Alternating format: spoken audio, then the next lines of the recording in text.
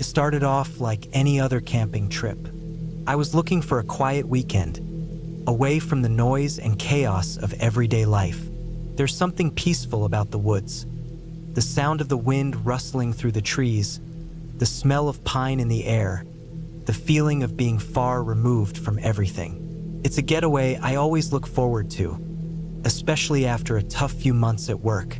I set up camp near a small lake, the kind that reflects the sky so perfectly you almost can't tell where the water ends and the air begins. The sun was beginning to dip behind the trees, casting long shadows over the land. I made a fire, not a big one, just enough to keep the chill away as night slowly crept in. The first few hours passed without anything unusual happening. I sat by the fire, roasting marshmallows and enjoying the stillness of the night. The sound of the crackling fire was almost hypnotic.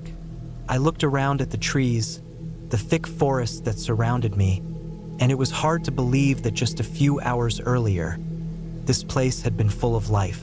Now, the woods felt different, quiet in a way that was almost unnatural. It wasn't the usual peaceful quiet I was used to.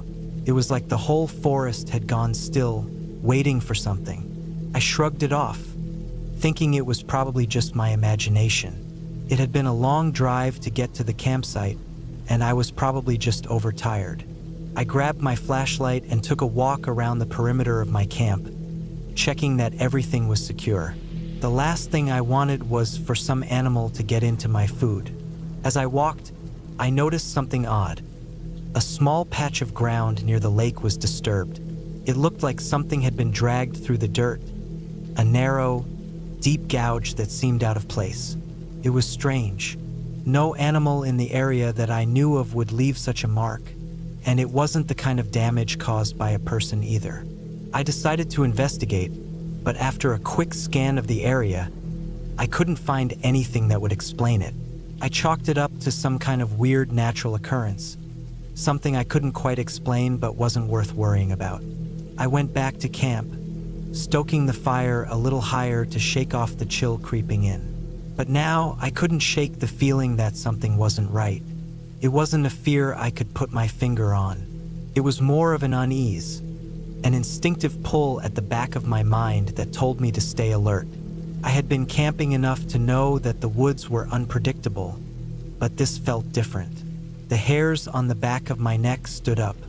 The forest seemed to be alive with the sound of wind, but the trees weren't moving in the way they should. It was almost like they were holding their breath, waiting. I couldn't help but glance around, half expecting something to jump out from the darkness. As the night wore on, the sense of unease grew stronger. Every time I heard a twig snap, my head jerked toward the sound. Every rustle in the bushes made my heart race. But there was nothing there. No wild animal. No sign of movement. Just the shadows of the trees and the flickering light of the fire. I wasn't sure how much time had passed, but at some point, I decided to head to my tent. The fire was burning low, the night getting colder, and I was ready to turn in. But as I crawled into the tent and zipped it up, I heard something that made my blood run cold. A low, guttural growl. It was faint, but unmistakable. The sound of an animal, deep in the woods, maybe just beyond my camp. I froze. It wasn't the kind of growl you'd expect from a bear or a mountain lion. It was almost too deliberate. It didn't sound like it was coming from a typical predator. I held my breath, straining to hear, but the sound didn't come again. My mind raced, trying to make sense of it.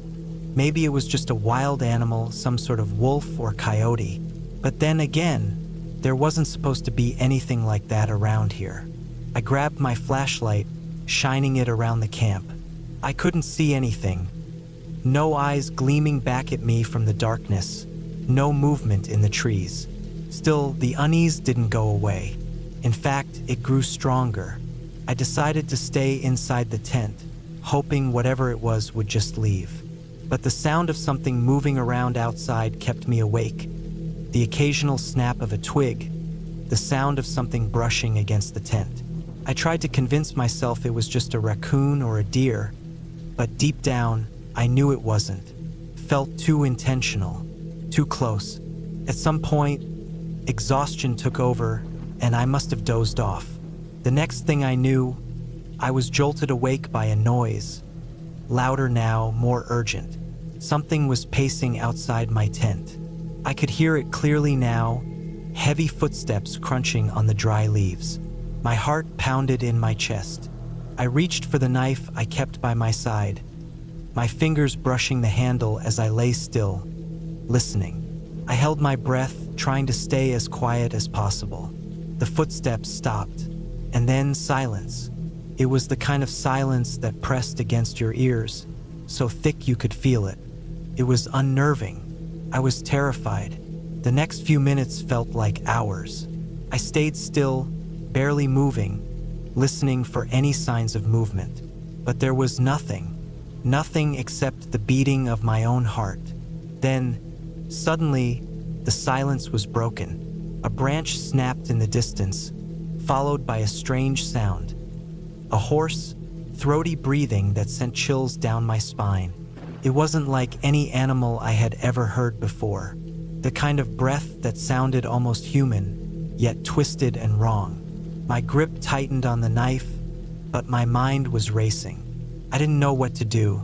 There was no way I could run in the dark, no way I could fight whatever it was. I had to stay calm. I had to think. Then, the breathing stopped, and the sound of footsteps began again, this time moving away from the tent. Slowly, cautiously. It was like whatever it was knew I was still there, watching, waiting. I waited in silence, the minutes stretching on, hoping, praying that whatever it was would just leave. Eventually, the sound faded into the distance, and the forest returned to its eerie silence. I didn't move for what felt like hours. I stayed in the tent, wide awake, listening for any sound, any sign of danger. But nothing came. Finally, the first light of dawn broke through the trees. I waited for the sun to rise higher, just in case whatever it was still out there. When I felt it was safe enough, I slowly crawled out of the tent, keeping my eyes on the trees, on the dark shadows that loomed just beyond the clearing. I quickly packed up my things, moving with urgency but trying not to make too much noise. The last thing I wanted was to draw attention. But as I finished packing up, something caught my eye. It was a strange mark on the ground, a deep gouge in the dirt, similar to the one I had seen the day before, but this one was fresh, and it led right up to the edge of my tent. That was enough. I didn't need any more signs. I didn't want to stay another minute. I grabbed my gear and started the hike back to my car, moving as quickly as I could without panicking. The woods around me felt different now. Not peaceful or calming, but threatening, as if something was still watching, waiting for me to slip up. I didn't stop until I reached the parking lot. As I loaded my gear into the car, I looked back one last time at the woods, the place where I had planned to find peace. But now it just felt wrong, haunted by something I couldn't explain. I drove home that day, my mind still racing. Whatever had happened out there, I was glad to be away from it. Maybe it was just an animal. Maybe it wasn't. But I knew one thing for sure.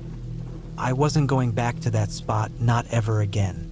And that's how I learned the hard way. Sometimes the woods hold secrets, things you're better off never discovering. You can't always trust what you hear in the silence, and some things you just don't want to know.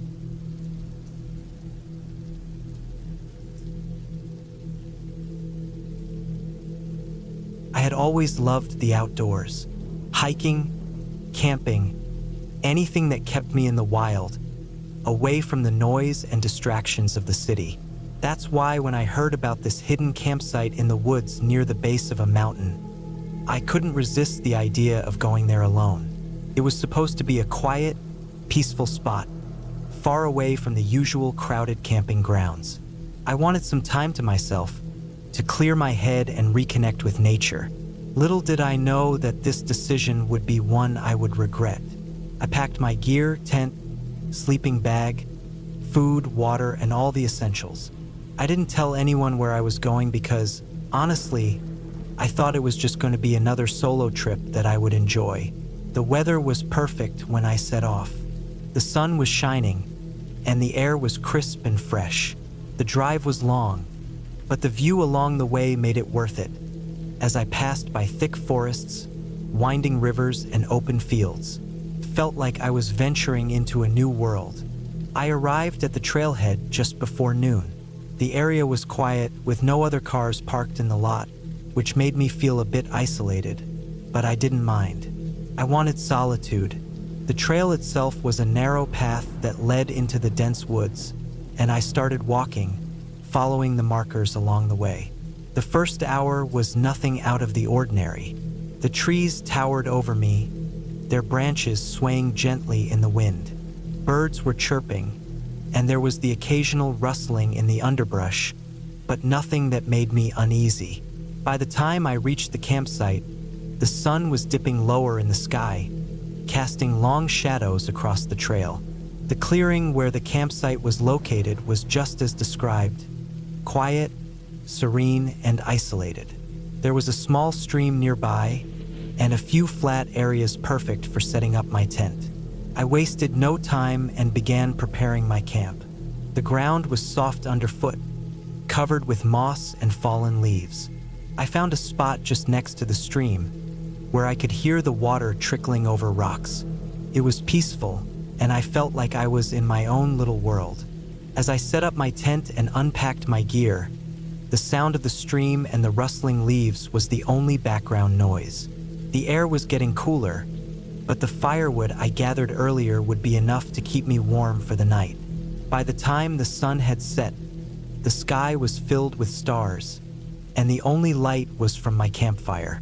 I sat back, staring into the flames, lost in thought. I had always loved the crackling sound of a campfire. It felt like the fire was alive, breathing, and moving. But as the night grew deeper, something started to feel off.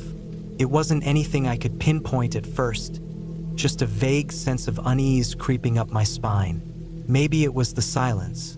Aside from the occasional gust of wind through the trees, the usual nighttime sounds of animals and insects were absent. I shook it off, thinking it was just the isolation playing tricks on my mind. I spent the next few hours cooking my dinner and eating by the fire. The meal was nothing fancy, just some freeze-dried food and a hot drink. As I finished eating, I threw a few more logs onto the fire and watched the flames dance. That's when I heard it.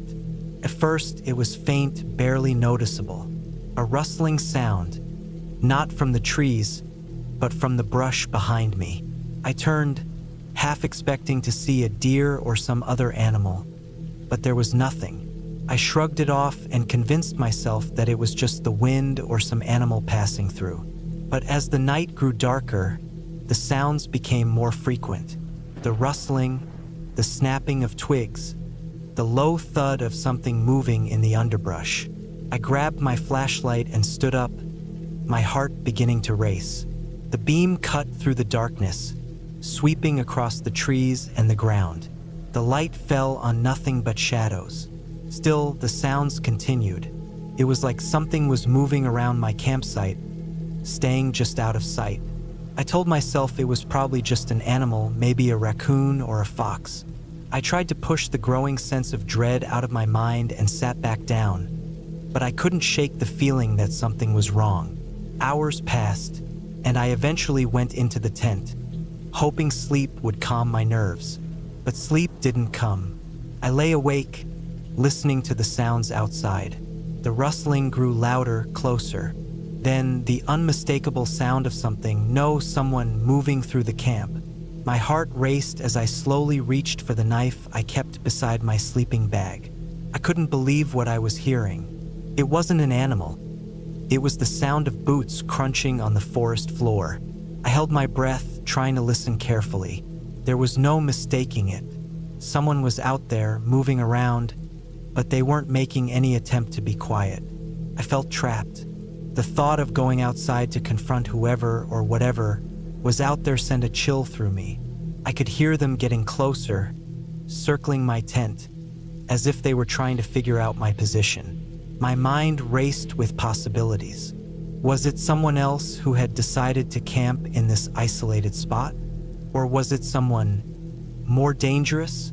The moments stretched on. The tent felt smaller, the air thicker. I tried to calm my breathing, but I was frozen with fear. The sounds stopped for a while, and the silence that followed was deafening. I strained my ears, trying to hear anything that would give me a clue about what was going on. Then, a voice, faint but unmistakable, echoed in the distance.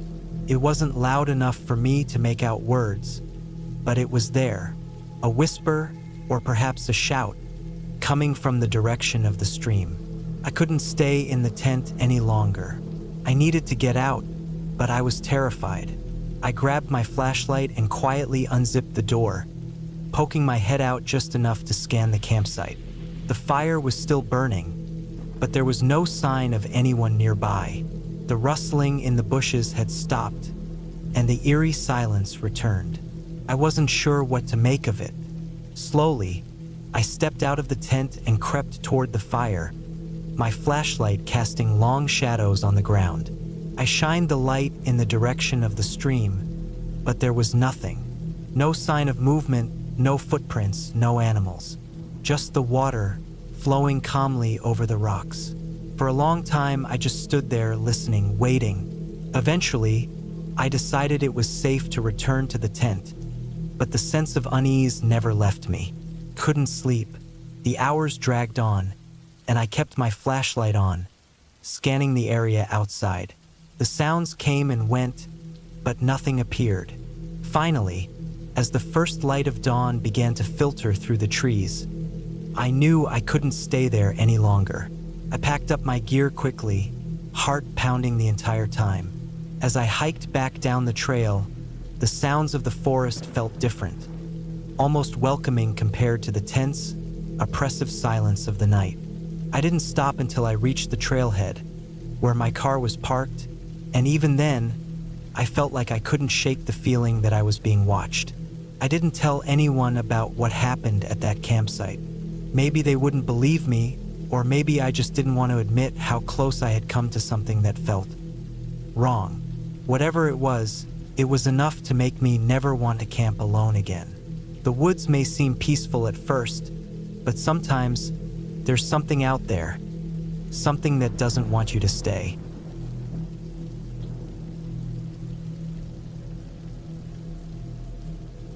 It had been a while since I'd gone camping on my own.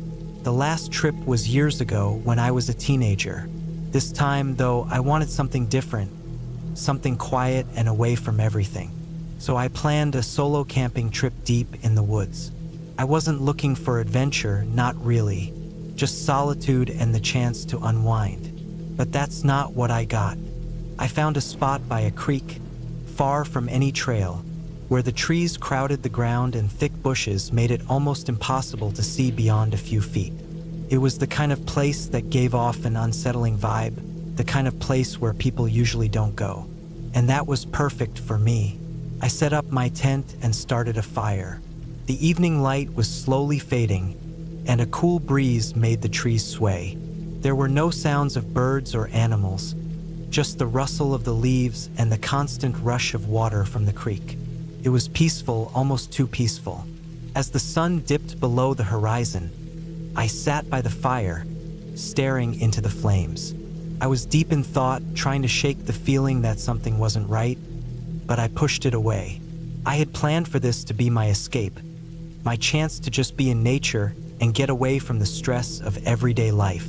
I cooked some food over the fire, nothing fancy, just a few cans of soup, and then I settled into my tent for the night. The night was cold, colder than I expected, and I zipped up my sleeping bag tightly. It didn't take long for the darkness to swallow up everything outside, and the only light I had came from the small lantern I'd left on a rock near the tent entrance. But sleep didn't come as easily as I thought it would. I kept hearing noises from outside, faint rustling like something was moving around in the underbrush. At first, I thought it was just the wind, but after a while, the sounds became more deliberate, like something was circling my campsite. I lay still, holding my breath, listening. The rustling stopped for a moment, and then I heard a twig snap. It was so close that I could almost feel it. My heart began to race. I waited for what felt like hours, but the sound never came again. The night was quiet, and eventually, exhaustion took over. I fell into a restless sleep. The next morning, I woke up to a chill in the air and an odd feeling in my chest. The fire from the night before had long gone out, but there was something else, something strange. I looked around, but everything seemed normal. The creek still ran in the distance, the trees still towered over me, and the campsite still sat just as I'd left it. But as I stood up and stretched, I saw something that made my stomach drop. Footprints. There were large footprints, far too big to be mine, leading around the tent. They didn't look like animal prints either. They were human-shaped, but they weren't right. The toes were stretched out too far, and the soles seemed unnaturally wide. I froze, staring at them, my mind racing. I tried to tell myself it was just someone else camping nearby, but there was no way anyone would be out here. Not in this remote part of the forest. I grabbed my backpack and began to pack up quickly. My heart pounded in my chest as I tried to shake off the growing sense of unease. Whoever, whatever, had been outside my tent last night had left these prints. And the worst part? They weren't there when I'd gone to bed. They had appeared overnight. I didn't waste any time trying to figure it out. I stuffed everything into my backpack and started walking, heading back toward the main trail. I wasn't taking any chances, but as I walked, I noticed something else. The air felt wrong. It wasn't just the silence. It was like the trees were closing in on me, and with every step I took, I couldn't shake the feeling that I was being watched. I couldn't stop glancing over my shoulder, half expecting to see someone or something lurking in the woods. After a few hours of walking, I finally reached the main trail. It was a relief to see the familiar markings and signs. But just as I thought I might be in the clear, I heard something. A voice, a whisper. It was too faint to make out, but it was there. I stopped in my tracks, my pulse quickening. It wasn't coming from the direction of the trail. It was off to my right, through the trees. I stood still for what felt like an eternity, my heart pounding. The whispering grew louder, clearer. It sounded like someone calling my name, but there was no one around. I took a step forward, then another, until I was standing at the edge of the trees, peering into the thick underbrush. And then I saw it, a figure crouched low to the ground, just on the edge of the shadows. My breath caught in my throat. It wasn't a person, not exactly. It was hunched over, its back curved in a way that seemed unnatural. I couldn't make out much more of it in the dim light, but the shape of its head and limbs were wrong. It looked like something that shouldn't exist. I turned and ran. I don't know how long I ran, or where I was going, but I just kept running. The forest seemed to stretch on forever, and every time I thought I was nearing the edge, the trees only got denser. It felt like the woods were swallowing me whole, keeping me trapped inside. Eventually, I reached the river again, the same creek where I had camped the night before. I stopped, breathing heavily, and looked around. Everything seemed the same. The camp was gone, erased as if it had never been there at all. My tent, my fire pit, everything I had left behind was simply gone. I sat down on the ground, trying to process what had happened. My mind was racing. Had I imagined the whole thing? Had I been dreaming? It didn't make sense. But there was one thing that I couldn't deny, the feeling. The feeling that I wasn't alone, that something was out there, watching me, and then I heard it again, the whispering. But this time it wasn't in the trees. It was coming from behind me. I spun around, but there was nothing there, just the dense forest, dark and silent. I don't know how long I sat there, but eventually, the sun started to rise again. The morning light crept over the horizon, and slowly, the world started to feel normal again. The whispers faded away, the air cleared, and the weight on my chest lifted. I stood up, my legs shaky, and began walking back to the main trail once more. I didn't look back.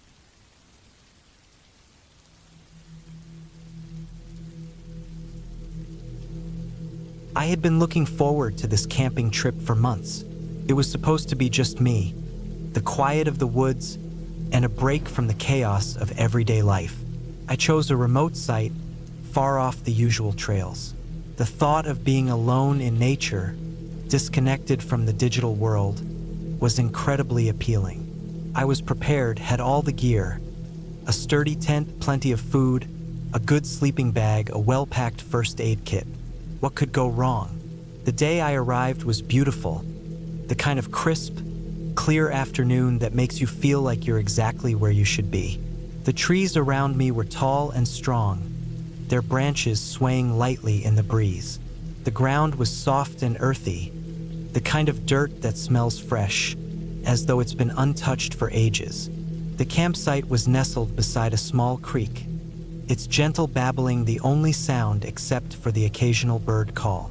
I set up my tent quickly, unpacked my supplies, and started a small fire. The crackling warmth felt like a luxury after the long hike. As the sun began to set, I made some hot soup and settled in to enjoy the stillness. The night was peaceful at first. The forest around me seemed to breathe in time with my own breath, the rustling of leaves barely disturbing the quiet. But then, just as I was drifting off to sleep, a sound caught my attention. It wasn't the usual noise of animals in the night, the rustling of leaves or the scamper of small feet. This was something different, something deliberate. I sat up, listening intently, but whatever it was had stopped. I tried to shake off the feeling, but it lingered. The sounds around me seemed too clear now, too sharp. My mind began to race, imagining things I couldn't quite put a name to.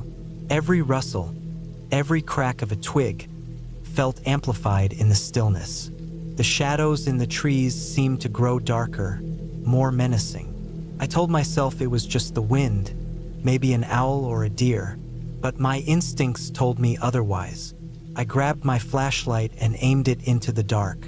Nothing. The beam of light barely pierced the blackness. I knew that the forest could play tricks on your mind, especially at night, but this was different.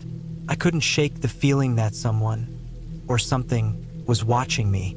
I stayed awake for hours, straining to hear anything that might explain the unease building inside me. At some point, I must have fallen asleep. When I woke up, it was still dark, but there was something wrong. The air felt colder, heavier. I pulled my blanket tighter around me and listened again. That same noise from earlier, the one that had made me uneasy, was back. A faint rustling, but this time closer.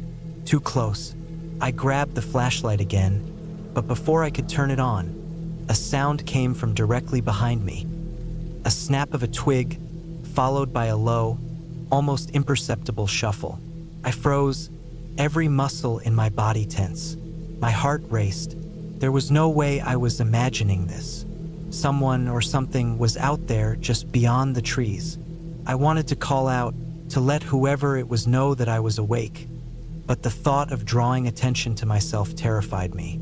I had no idea who or what was out there. The hairs on the back of my neck stood on end as I slowly turned my flashlight toward the sound. The beam cut through the dark, but it revealed nothing. Just trees, just shadows. Yet the feeling that I wasn't alone only grew stronger. I lay there in silence, listening, waiting for something to happen. And then it did. A slow, deliberate crunching sound came from the edge of the woods, followed by a faint scraping noise, like someone or something dragging something heavy across the ground. My thoughts raced. Should I get out of the tent and confront whatever it was? Could it be a fellow camper? The noise didn't sound human, though. It was too steady, too unnatural. I stayed completely still, barely breathing, hoping whatever it was would go away. But the sounds didn't stop. They circled around me, growing closer, as if the source of them was walking around my camp. I didn't dare move, not even a twitch. I heard the faintest sound of something brushing against my tent, a soft, almost imperceptible scrape. My stomach churned. I was terrified to look, but I had to. Slowly, I lifted the flap of the tent just enough to peek out. What I saw made my blood run cold. There was no one there, at least not that I could see. But I saw something else. The dirt around my tent was disturbed, like someone, or something, had been pacing in circles around it. My mind raced as I tried to make sense of it. There was no way any person could move that quietly, not without making some noise. And yet, whatever it was had done just that. It was like a predator, stalking me, waiting for the right moment. I knew I had to act fast. I couldn't stay here another minute. I grabbed my pack and threw on my boots. I knew I couldn't go back down the trail I came in on. It would take too long, and I couldn't risk running into whatever was out there. So, I did what seemed like the only option. I headed into the woods, away from the camp. I moved as quietly as I could, but every step felt like a clumsy mistake. The forest seemed to swallow up every sound, leaving me with the oppressive silence and the occasional rustle of leaves. It was hard to tell how far I'd gone when I heard it again. Something heavy, dragging itself through the underbrush. I ran. I didn't stop. I didn't look back. My breath was ragged, my heart pounding in my chest. The sounds were getting closer, too close. I couldn't risk being caught. I stumbled over roots and rocks, the darkness pressing in on me from all sides. I had no idea where I was going, but I knew I couldn't stop. And then, in the distance, I saw it, light. Not a flash, not a flicker, but a steady glow, like a lantern. Cabin just ahead.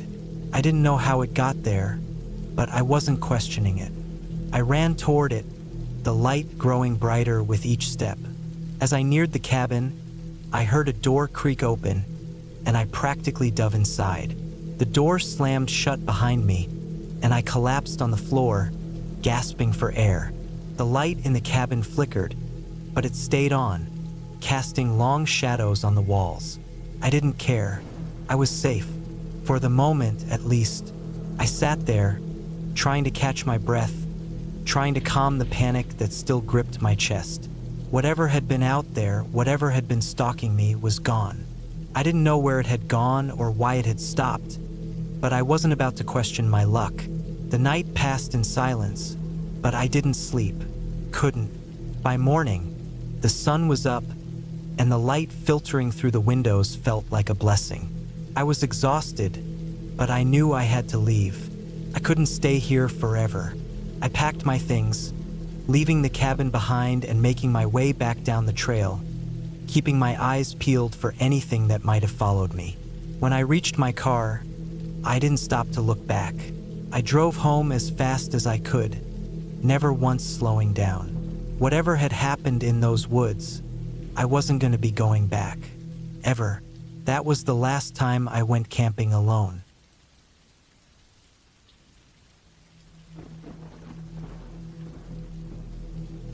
It was supposed to be a peaceful weekend, a simple getaway in the woods, just me and my tent. No one around for miles. The kind of trip I'd been looking forward to for weeks. The plan was to enjoy the fresh air, take a few hikes, read my book by the campfire, and forget about everything for a couple of days. Little did I know that things wouldn't go as planned. I had picked a spot deep in the forest, far from any marked trails.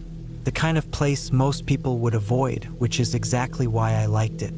My tent was set up beside a small stream, the sound of the water making it feel even more isolated and peaceful. The air was crisp, and the forest was full of life. Birds chirping, squirrels running through the trees, and the occasional rustle in the underbrush. Felt perfect. I had everything I needed. A small stove for cooking, a fire pit, a couple of cans of food, and enough water to last the weekend. I spent the first few hours hiking around, getting familiar with the area. The forest felt thick, like a wall of trees surrounding me, but in a comforting way. The ground was soft, and the sunlight filtered through the leaves, creating a gentle glow on the forest floor. I wasn't too far from my camp, but far enough to feel like I was truly alone in nature. Around mid-afternoon, I decided to head back to my tent, but I didn't want to just sit around. Instead, I pulled out my book and settled by the stream, listening to the water rush by as I read. The peace of the forest was overwhelming, almost as if time didn't exist. I was completely absorbed in my book when I heard something. A faint sound, almost like footsteps on the dry leaves, coming from somewhere deeper in the woods. I froze. I had already been in the woods for a few hours, and the only living creatures I had seen were small animals. Rabbits, birds, and squirrels. The sound was distinct. It wasn't a bird, and it wasn't the wind. It was too rhythmic for that. Someone or something was walking through the woods, and it wasn't just passing by. I looked around, trying to see through the trees, but the dense foliage blocked my view. I had the immediate thought that maybe someone else was camping nearby, but I hadn't seen any other signs of campsites on my hike. No fire rings, no litter, nothing that suggested anyone had been in the area recently. I sat there listening, my heart rate picking up. The sound stopped. Dead silence. The kind of silence that makes you realize just how noisy the world usually is. My mind raced. Should I call out? Should I go back to my camp and pack up? But no, I wasn't going to let a little noise scare me off. It was probably just an animal, I convinced myself. I tried to shake it off and refocused on my book, but I couldn't concentrate. Every rustle in the trees, every breeze in the leaves, made me jump. I had no reason to be afraid, but the uneasy feeling lingered. It felt wrong, like something was off. Then I heard it again. The footsteps. This time they were closer. I could hear the crunch of leaves underfoot, followed by the occasional snap of a twig. It was coming from the direction of the stream, not far from where I was sitting. My heart was pounding now. I stood up quickly, looking around. My instincts told me to go back to the tent, but I didn't want to show fear. Whoever or whatever was out there, I wasn't about to run from it. I moved quietly toward the source of the noise, staying low and trying to stay hidden behind the trees. The footsteps were louder now. I was getting closer. The sound wasn't quite right, though. It was uneven, like whoever was walking didn't care about making noise or wasn't used to being in the woods. Finally, I saw him. A man, not too far off, standing just beyond the edge of my camp. He was tall, wearing a dark jacket and pants, with a backpack slung over one shoulder. He didn't see me at first. I froze again, hidden behind the trees, trying to figure out what he was doing. I had to admit I was nervous now. I had no idea who this person was or what he was doing so far from any marked trail. The man seemed lost, though, from the way he was scanning the trees. He didn't seem to be looking for me, but he was looking for something. I waited, my breath caught in my throat. It didn't seem right. This man didn't belong here. There was no way he could have just wandered in. This area wasn't on any maps. It wasn't a place people accidentally ended up. And yet here he was, standing in the middle of the woods, staring off into the distance. Something didn't sit right. He took a few more steps toward the stream, and that's when I noticed something even stranger. He seemed to be talking to himself, muttering under his breath. I couldn't make out the words, but there was an urgency to his tone. My gut told me this wasn't some casual hiker. There was something wrong with the way he moved, like he wasn't supposed to be there. I should have turned back then, but something made me stay. I had to know what was going on. I waited another minute, trying to stay completely still.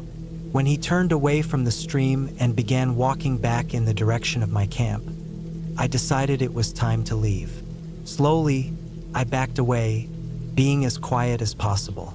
I didn't want to confront this guy. I didn't want to find out what he was up to. My instincts told me to get out of there, and that's exactly what I planned to do. I made my way back toward the camp, careful not to make a sound. But as I got closer, I saw something that made my heart stop. My tent was open, the flaps wide apart, and my gear was scattered across the ground. The backpack I had left beside the fire pit was missing, and in its place was a trail of footprints leading away from the tent, heading deeper into the woods. I froze. He had been in my camp. He had been watching me, and now he was gone. But where? And why had he taken my bag? It wasn't just any bag. It had my phone, my wallet, and all my supplies. Without it, I was stranded. I felt my pulse quicken. Panic was starting to creep in. I was alone, deep in the forest, with no one around for miles. The sun was beginning to set, and I had no idea where the man had gone or what he was doing. I knew I had to make a decision: leave and try to find help, or stay and wait for him to return. I decided to stay, at least for a little while. I couldn't afford to make a rash decision, and I wanted to be sure he was really gone. I found a spot to hide behind some bushes, keeping an eye on my camp, praying that the man wasn't coming back. Hours passed in complete silence. No sounds from the forest, no movement. It was eerie. I had no choice but to wait. When the night finally fell, I knew it was my chance. I grabbed what little gear I had left, including my flashlight, and started walking back toward the road where I had parked my car. I wasn't sure if the man was still out there, but I wasn't about to stick around to find out. After what felt like an eternity, I made it back to the car. I didn't stop to look behind me, just threw everything in the back seat and drove off. I didn't care if I was leaving a campsite behind. The woods, the man, and whatever else was out there, it didn't matter anymore. I was out. By the time I reached the nearest town, I finally took a deep breath. I was safe, but I couldn't shake the feeling that something had been terribly off, that I had narrowly escaped whatever that man was up to, and I never went back to those woods again.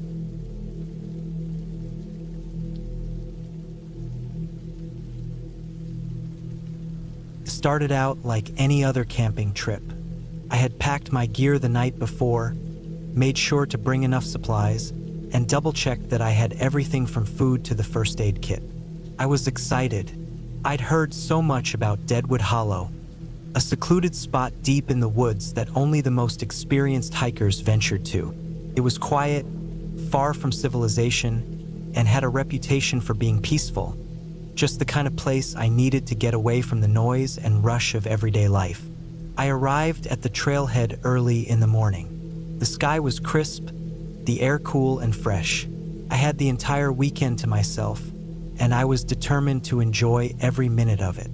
The trail was relatively easy to follow, a winding path that led me through towering pines and wildflower meadows. Birds chirped overhead, and a soft breeze rustled the leaves, creating a calming soundtrack for my journey. There was something soothing about being in nature, away from everything, just you and the wilderness. After a few hours of hiking, I came across the first sign of Deadwood Hollow, a moss-covered sign nailed to a tree, half hidden by overgrown vines. I pushed my way through the underbrush, careful not to lose my balance on the uneven ground. The hollow was known for being difficult to access, which made it all the more appealing to those who sought solitude. The path here was much more rugged, with thick roots snaking across the ground, forcing me to watch my every step. But I didn't mind. It felt like I was truly entering an untouched part of the forest, a place where no one had been for days, maybe weeks. As I continued deeper into the hollow, the air seemed to change. It grew cooler, the trees taller, their branches blocking out most of the sunlight. A sense of stillness hung in the air, the kind that makes you aware of every sound around you. The crunch of leaves underfoot, the distant call of a bird, the rustle of an animal in the brush. For some reason, the stillness felt unnerving, but I shrugged it off. I had been hiking alone before, and I wasn't about to let my imagination get the best of me. This was just part of the adventure. I set up camp by a small stream that ran through the hollow. The sound of the water was comforting, and I figured it would help drown out any strange noises from the forest. I pitched my tent, unpacked my gear, and started a small fire.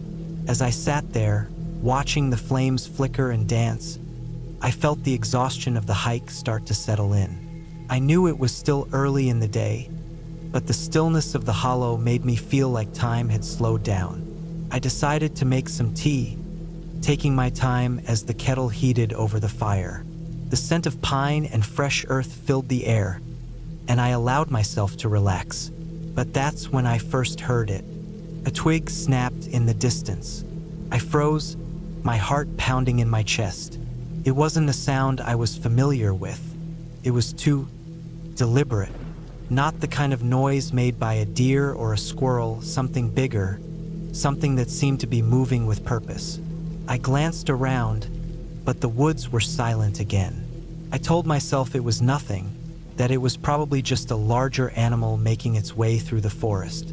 After all, I had read that Deadwood Hollow was home to bears and wild boars. The thought should have calmed me, but it didn't.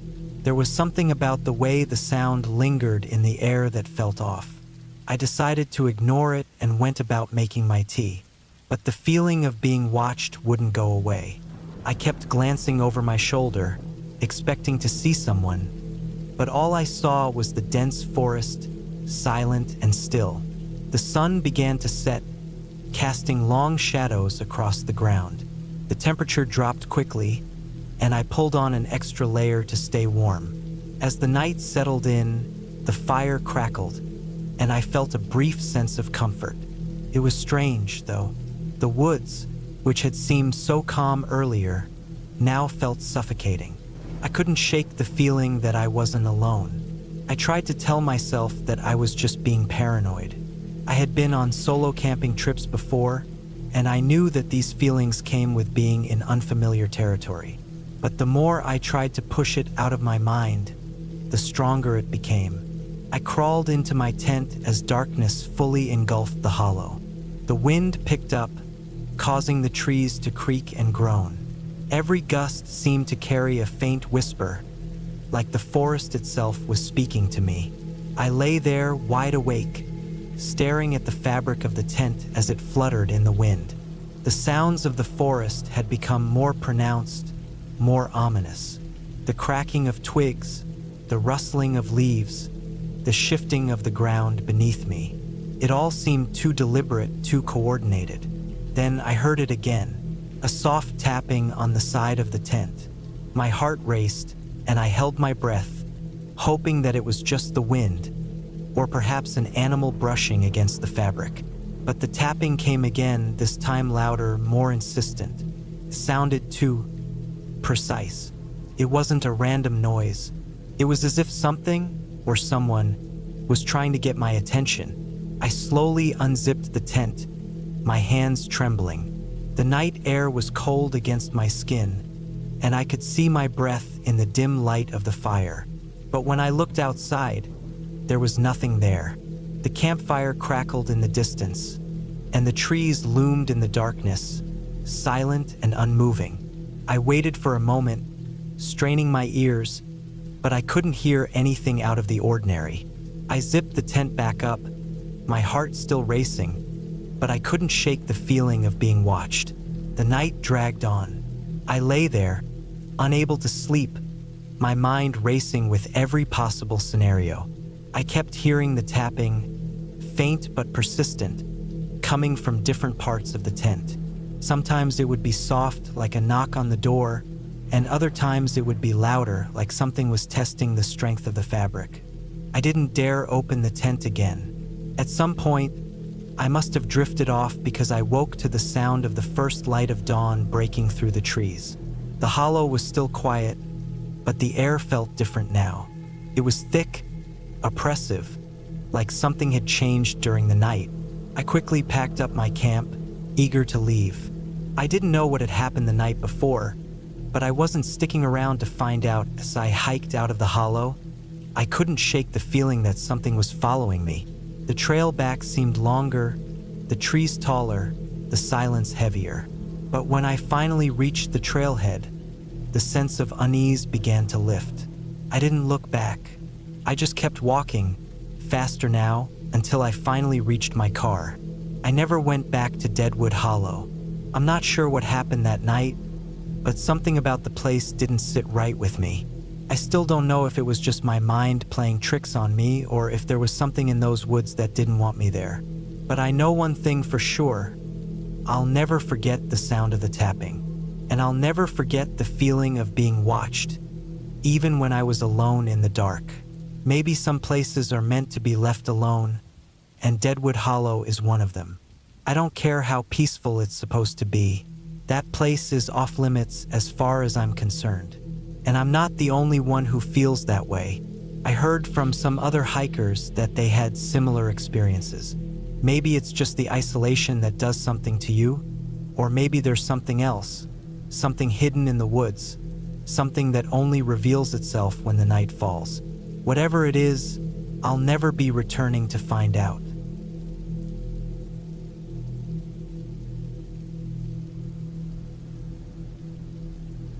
It was meant to be a peaceful weekend getaway.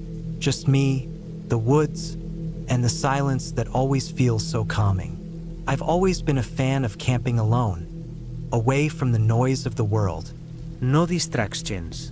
Just the crackling of a fire, the smell of fresh pine trees, and the calm rustling of leaves. I had been on countless camping trips before, but this one would end up being far from the peaceful experience I had imagined.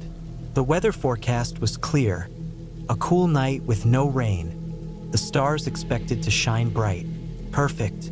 I packed my tent, sleeping bag, food, a few beers, and my trusty knife just in case.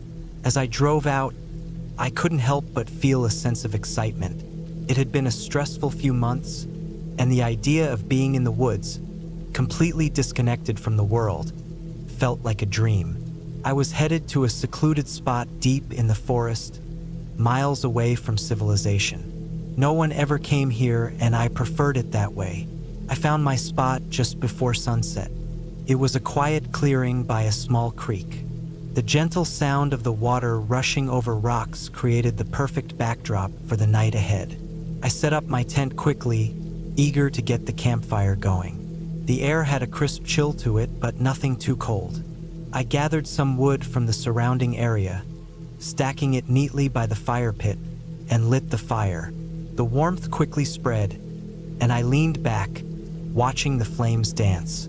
Nightfall arrived, and the forest was alive with sounds. The occasional hoot of an owl, the rustling of small animals in the brush, the distant snap of a twig. It was a soothing noise to anyone who was used to the woods. But then there was another sound, a subtle crackling, like something large moving through the underbrush. I froze, my senses heightened. I'd spent enough time camping to recognize animal sounds, but this didn't quite match anything I knew. I grabbed my flashlight, shining it in the direction of the noise. The beam of light swept over the trees, the undergrowth, the rocks by the creek. Nothing, just the usual wilderness. I relaxed, telling myself it was just the wind or a deer, but something felt off. My gut told me I wasn't alone.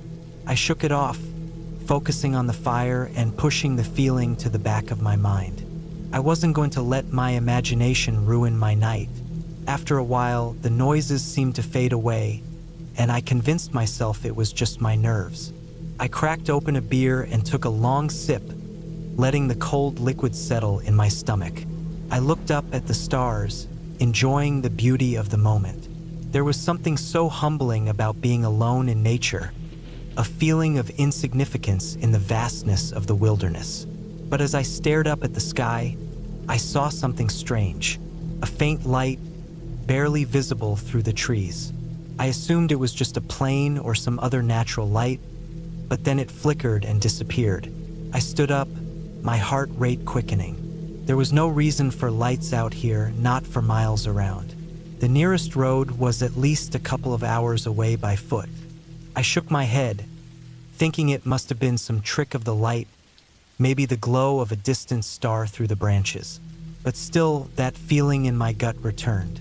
I decided to go check it out just to be sure.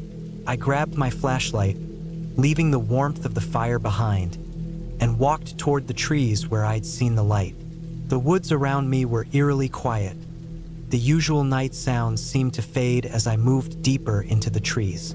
My breath was coming faster now, the hairs on the back of my neck standing up. I walked for what felt like hours, though it was probably only 20 minutes, when I came to a small clearing. The trees parted slightly, and there, just ahead, was a strange sight. A small, dim light flickered on the ground. It wasn't from a flashlight or anything I could recognize. It was more like the glow of fireflies, but too bright, too focused. I walked toward it cautiously. As I got closer, I realized it wasn't just a light. There were shapes around it, figures like shadows moving in the darkness. I stood there, frozen, not sure whether to move forward or turn back. My mind raced, trying to rationalize what I was seeing. My first instinct was to turn and run, but something kept me rooted to the spot. Curiosity, fear, I don't know. The light flickered again, and I saw something else. A piece of fabric, torn and frayed, hanging from a tree branch. It was red, blood red. My heart skipped a beat. I had to get out of there. The eerie feeling had become overwhelming, and my body was screaming at me to leave. I turned around to make my way back to the fire, but as I did, I heard it again, the sound. The cracking of twigs, followed by soft footfalls. Not from animals. This was too deliberate. Someone or something was following me. I broke into a run, not caring about the noise I made as I crashed through the underbrush, my flashlight bouncing wildly in my hand. My mind raced with thoughts of what could be out there, what I had just seen. The figures, the light, the fabric. I had to get back to my tent. When I finally reached the clearing by the creek, I stopped for a moment, my breath ragged. I scanned the trees, expecting to see something moving, but there was nothing. The fire was still burning, the crackling sound almost comforting now. I took a few deep breaths, trying to steady my nerves. That's when I noticed it. Something was off. My tent was no longer in the same place. It had been shifted, pulled away from the fire pit. And there, near the edge of the clearing, were more of those strange red fabric pieces. They were scattered around the base of a tree, like someone had been there recently, watching me. I felt my stomach drop. There was no logical explanation for what I was seeing. But there was one thing I knew for sure, whatever it wasn't a coincidence. I wasn't going to stay out there any longer. I grabbed my gear as quickly as I could, not bothering to pack everything. I just needed to leave. The woods had turned from a peaceful retreat into a nightmare. Every crackle of the fire, every rustle in the trees, felt like a threat. I didn't care what it was that had followed me. People, animals, or something else. I needed to get back to civilization. I ran back to my car, the light of the fire flickering behind me as I disappeared into the trees. I didn't stop until I was in my car, the engine roaring to life beneath me. I didn't even look back as I drove away, my hands tight on the steering wheel, my heart pounding in my chest. By the time I reached the nearest town, it was late, but I didn't care. I found a small motel and checked in, my mind racing with what had just happened. The next morning, I went to the local sheriff's office. They didn't seem too concerned when I told them about the strange light, the fabric, and the feeling of being watched. They chalked it up to a bear or some other wild animal, maybe even a prank. But I knew what I had seen. I knew what I had felt. The sheriff didn't know this part of the woods like I did. He didn't understand. It's been weeks since that night, and I haven't gone back to that spot. I don't think I ever will. Sometimes when I'm walking through the woods, I hear a rustle in the trees, and for just a moment, I feel that same unease, like something or someone is still watching. But I've moved on. I found other places to camp, other spots that feel safe. But I'll never forget that night. I'll never forget the way the light flickered and the feeling of being hunted, the red fabric, and the unmistakable sound of footsteps in the dark. That was the night I learned that not all parts of the forest are meant to be explored.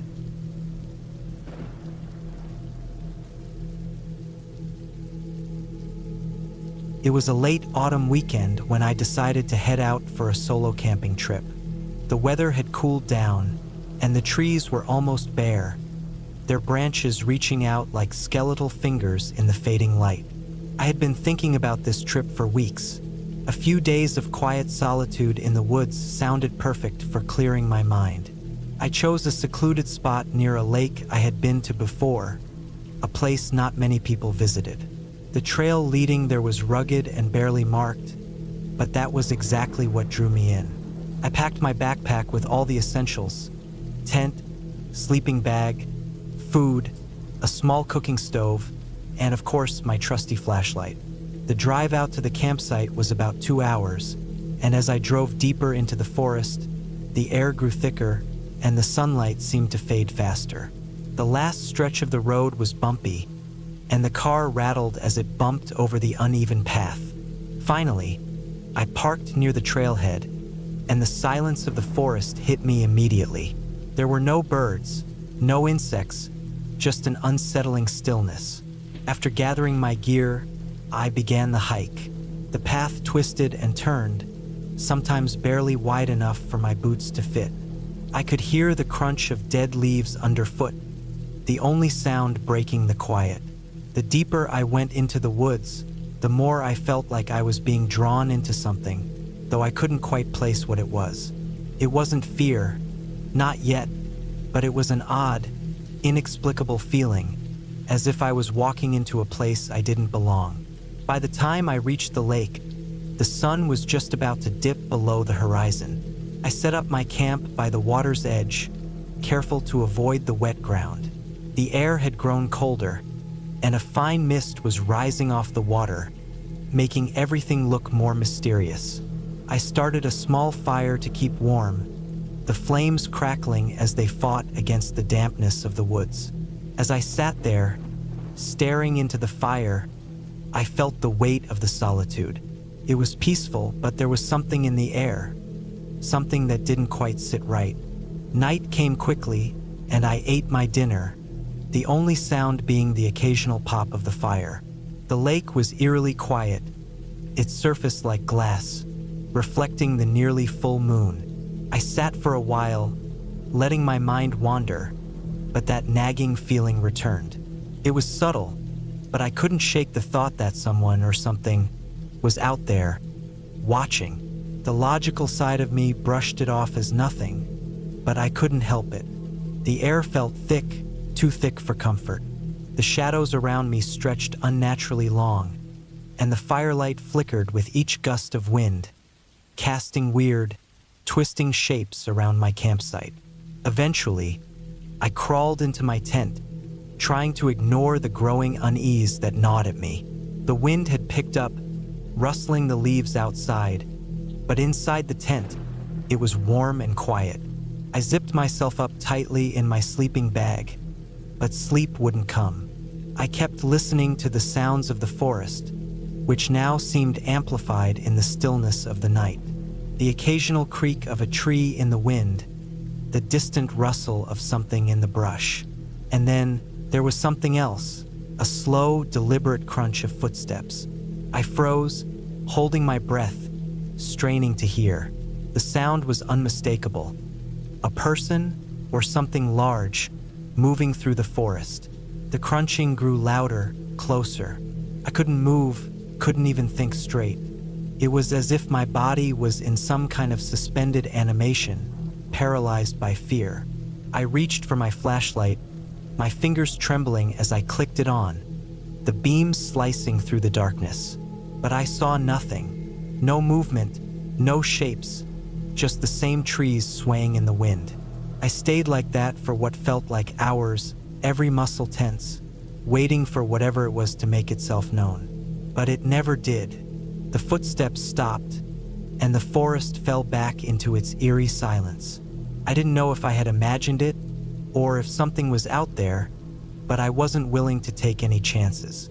I decided to pack up and leave, but as I unzipped the tent, I stopped dead in my tracks. A figure had emerged from the trees, standing on the far side of the campfire. My heart hammered in my chest as I stared at the silhouette, too far for me to make out any details. My mind raced, trying to comprehend what I was seeing, but the figure didn't move. I didn't know if it was a person or something else entirely. My first instinct was to yell, to demand to know who they were, but I swallowed the words. Something about the figure's stillness made me hesitate. It wasn't right. I reached for my knife, tucked safely in my backpack, and then nothing. The figure turned and walked back into the woods, disappearing into the trees as silently as it had appeared. I blinked, my mind trying to process what had just happened. It was as though it was just an illusion, or maybe someone had wandered off the trail and didn't realize I was there. But the fear lingered, and I couldn't shake the feeling that something wasn't right. After a long while, I finally fell into a restless sleep, the unease still gripping my chest. The next morning, I packed up quickly, ready to get out of there. The forest seemed just as quiet, but the air felt different. Lighter, almost like something had changed overnight. I retraced my steps, eager to leave the area behind. As I walked, I kept looking over my shoulder, half expecting to see someone or something lurking in the woods, but nothing ever appeared.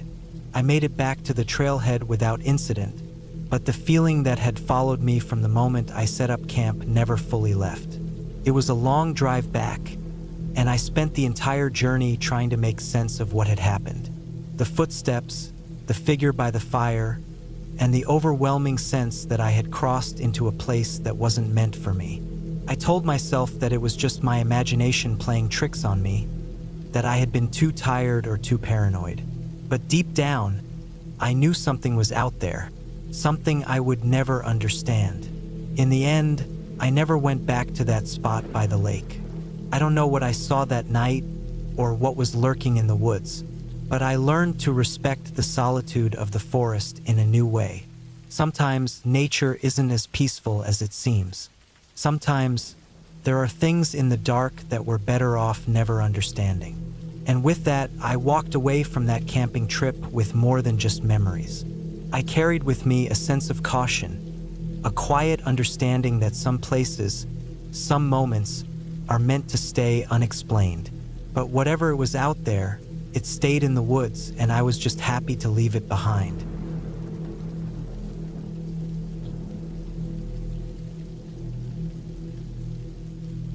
It was supposed to be a simple camping trip, just me and the woods.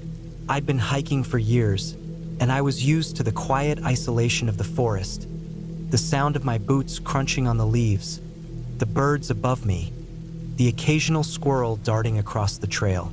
I'd always enjoyed that peaceful feeling, the kind you can only get when you're far away from the noise of everyday life. But that trip, something felt different. And by the end of it, I wasn't sure I'd ever trust the woods again. The plan was simple. I wanted to go out alone. No distractions, no company, just me, my gear, and the wilderness. I chose a quiet spot deep in the woods, somewhere away from the usual trails and campgrounds. I'd heard about this place from a friend who'd done some hiking around the area. The spot was supposed to be perfect, a secluded little valley with a stream running through it, surrounded by thick trees. No one else would be there. I liked that. I arrived at the trailhead around midday, my pack heavy with the gear I'd packed for a couple of nights. The sky was clear, and the sun was still high, which gave me plenty of time to get to the camp. The first few miles of the trail were well worn, clearly used by others who'd come before me. As I walked, I kept my eyes open for any signs of wildlife. I'd seen deer, foxes, and even a bear or two in the past, but nothing this time. It was unusually quiet. After a few hours, I reached the area I was looking for. The trail had become less distinct, more overgrown. The trees were denser here, and the air smelled richer, as if I had stepped deeper into the heart of the forest. I set up camp near the stream, the sound of the water comforting. It was a beautiful place, peaceful, serene, just what I needed. The first night was uneventful. I ate my dinner, sat by the fire, and enjoyed the solitude. The stars were bright, the fire crackling softly in the quiet of the night. I felt relaxed, at peace, like I was part of something bigger. The only sound was the occasional hoot of an owl, the rustle of leaves as the wind moved through the trees. I settled into my tent and slept soundly. The next day, I woke early, as the sun began to filter through the trees, casting long shadows across the forest floor. I decided to spend the day exploring to get a better feel for the area. I packed a small day bag with water, a few snacks, and my map, and set off, following the stream deeper into the woods. The farther I went, the more the landscape changed. The trees grew thicker, and the underbrush became more tangled. It felt as though the forest was closing in around me, but I shrugged it off. After all, it was just the nature of the wilderness. Hours passed, and I had wandered far from camp. I wasn't lost. At least I didn't think I was. But I realized that the trail had completely disappeared. There were no signs of the path I'd been following earlier, no markers or anything to guide me back. I wasn't worried at first. I'd been lost before, but I knew how to navigate. I just needed to retrace my steps. But the problem was, nothing looked familiar. The trees were taller now, and the forest seemed unnaturally dense. The more I looked around, the more I felt something was off. I kept walking, hoping to find something, anything, that would help me find my way back. But after another hour of wandering, I couldn't shake the feeling that I wasn't alone. It wasn't an immediate threat, but something had changed. The air felt heavy, as if the forest itself was watching me. I couldn't explain it, but every so often, I'd hear something. A twig snapping in the distance, the sound of something moving just out of sight. I stopped, straining to listen, but the woods fell silent again, too silent. I checked my phone, but there was no service, no surprise there. I wasn't relying on technology for this trip, but it would have been nice to have a little reassurance. I pulled out my map and tried to get my bearings, but the forest all looked the same. I was starting to get frustrated, but more than that, I was starting to feel uneasy. I needed to get back to camp. That's when I heard it. A noise, a low, grating sound, came from deeper in the woods, not far away. My first thought was that it was an animal, maybe a bear or a mountain lion, though I'd never heard anything quite like it. It was too rhythmic, like something dragging itself along the forest floor. I froze, holding my breath, trying to figure out what it could be. But after a moment, the noise stopped. There was nothing. I stood there for a while, trying to shake the feeling that I was being watched. I checked my watch. It was getting late. I needed to head back to camp before it got dark. But I couldn't help myself. I turned toward the sound of the noise. It was faint now, but I could still hear it, like something was moving, dragging itself along in the distance. I tried to push it out of my mind, but I couldn't. The idea that something or someone was out there watching me lingered. I kept moving, hoping to find my way back, but the noise was always there, just out of reach.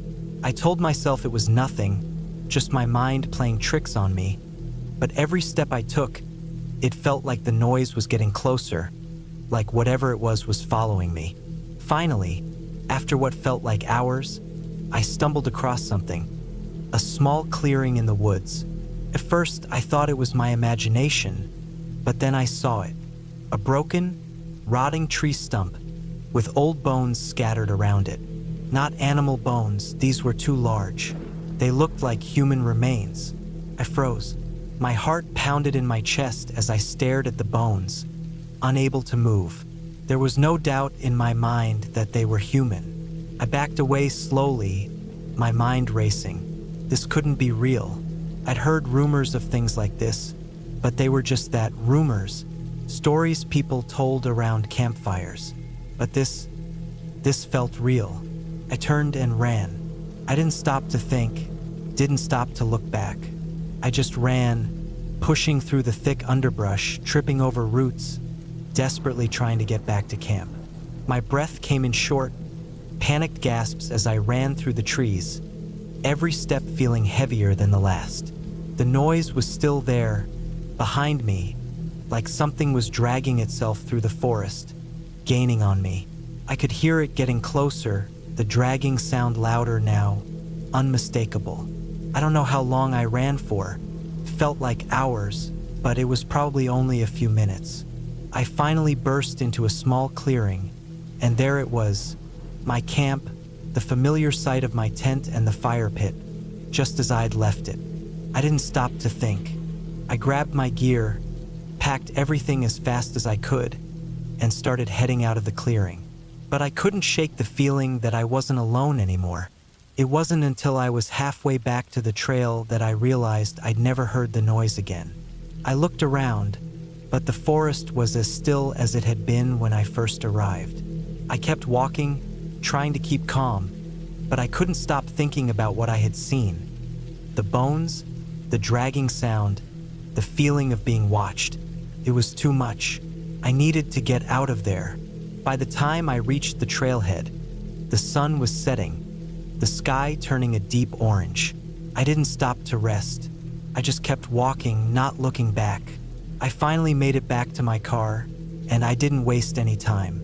I threw my gear in the trunk, slammed the door, and drove off, not stopping until I was miles away from that cursed forest. I never went back, and I never will. I don't know what happened out there. Maybe I was just tired. Maybe it was my mind playing tricks on me, but I know what I saw, and I know that I'll never forget the sound of that dragging. The feeling that something was out there with me in the woods, just beyond the trees. But most of all, I know I'll never forget the bones. I never want to know what happened to the person they belonged to.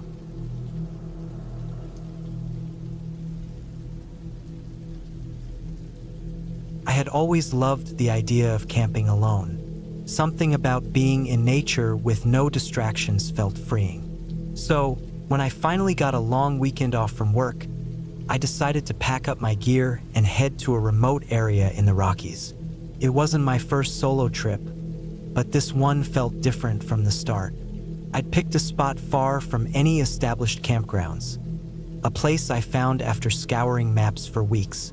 It promised isolation, a serene lake, and trails that weren't marked on any guidebooks. I arrived at the trailhead mid-morning on Friday. My car was the only one in the small dirt parking lot. That's how I wanted it. I hoisted my heavy pack onto my back, double-checked that I had everything I needed, and started hiking. The trail quickly became overgrown, with roots and rocks making every step deliberate. It was challenging, but the air was crisp, the sky clear, and the promise of solitude pushed me forward. About 3 hours in, I reached the lake. It was as beautiful as I'd hoped, maybe more. The water was perfectly still, reflecting the towering pines and jagged peaks around it. I found a flat spot about 30 yards from the shore to set up my tent.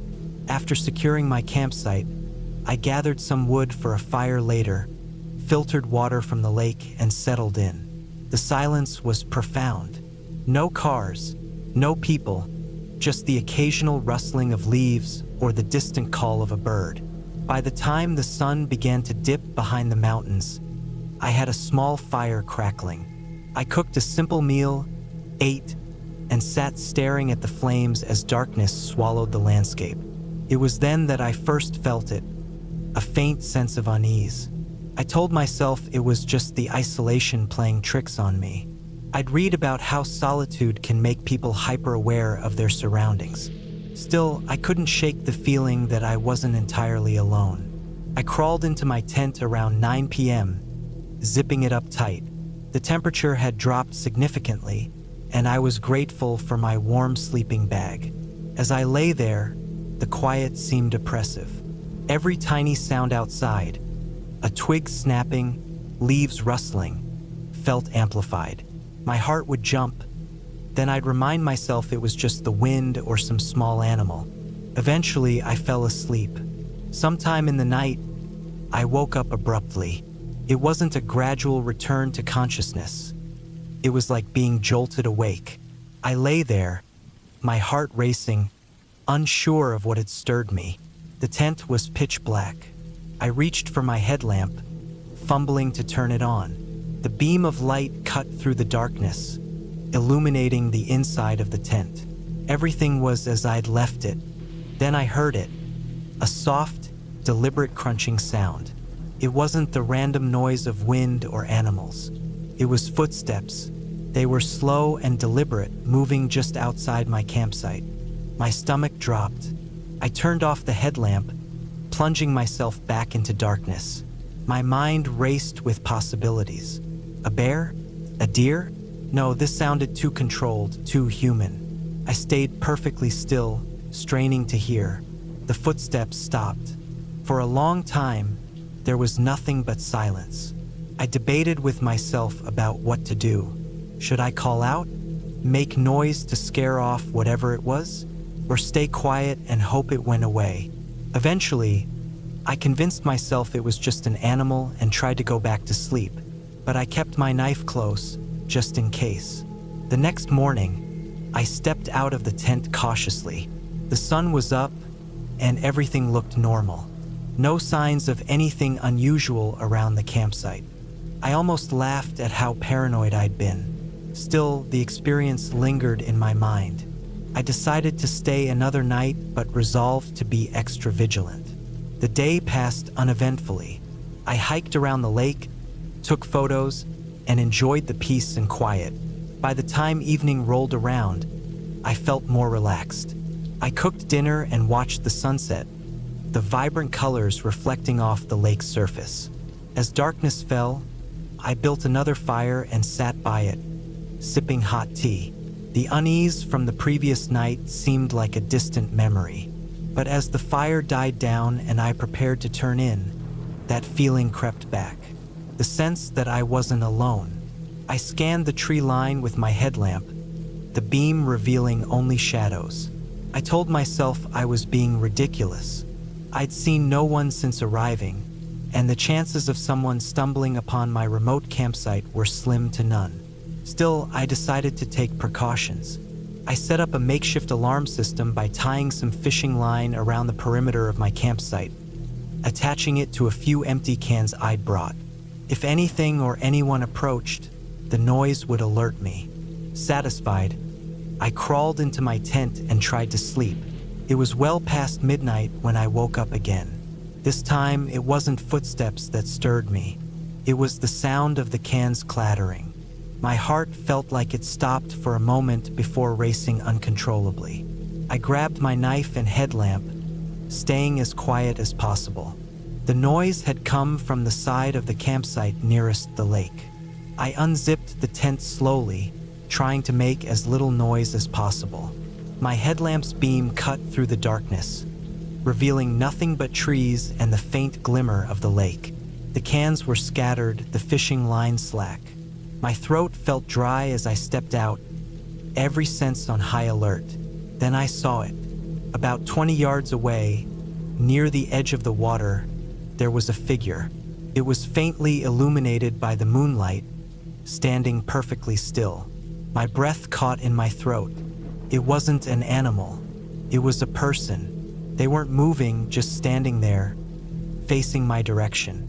I couldn't make out any details, but the outline was unmistakable. I didn't call out.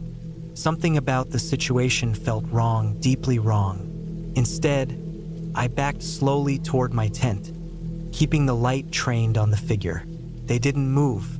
Once inside, I zipped up the tent and grabbed my bear spray, clutching it tightly. My mind raced. Who were they? What did they want? Why weren't they saying anything? I sat there for what felt like hours, every muscle in my body tense. Eventually, I mustered the courage to peek outside again. The figure was gone. The relief was short-lived. I didn't sleep for the rest of the night, sitting upright with my knife and bear spray in hand, listening for any sound. When dawn finally broke, I packed up my gear as quickly as possible. I didn't even eat breakfast. The campsite felt oppressive, the once beautiful lake now carrying a sinister weight. As I hiked back to the trailhead, I couldn't shake the feeling that I was being watched. Every rustle, every shadow made me jump. When I finally reached my car, I threw my pack in the back and got inside, locking the doors immediately.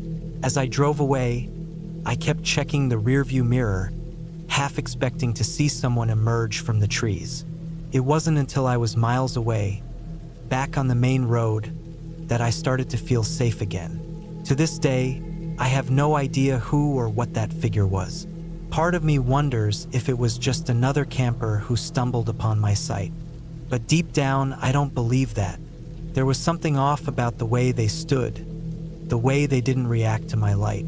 I haven't gone camping alone since.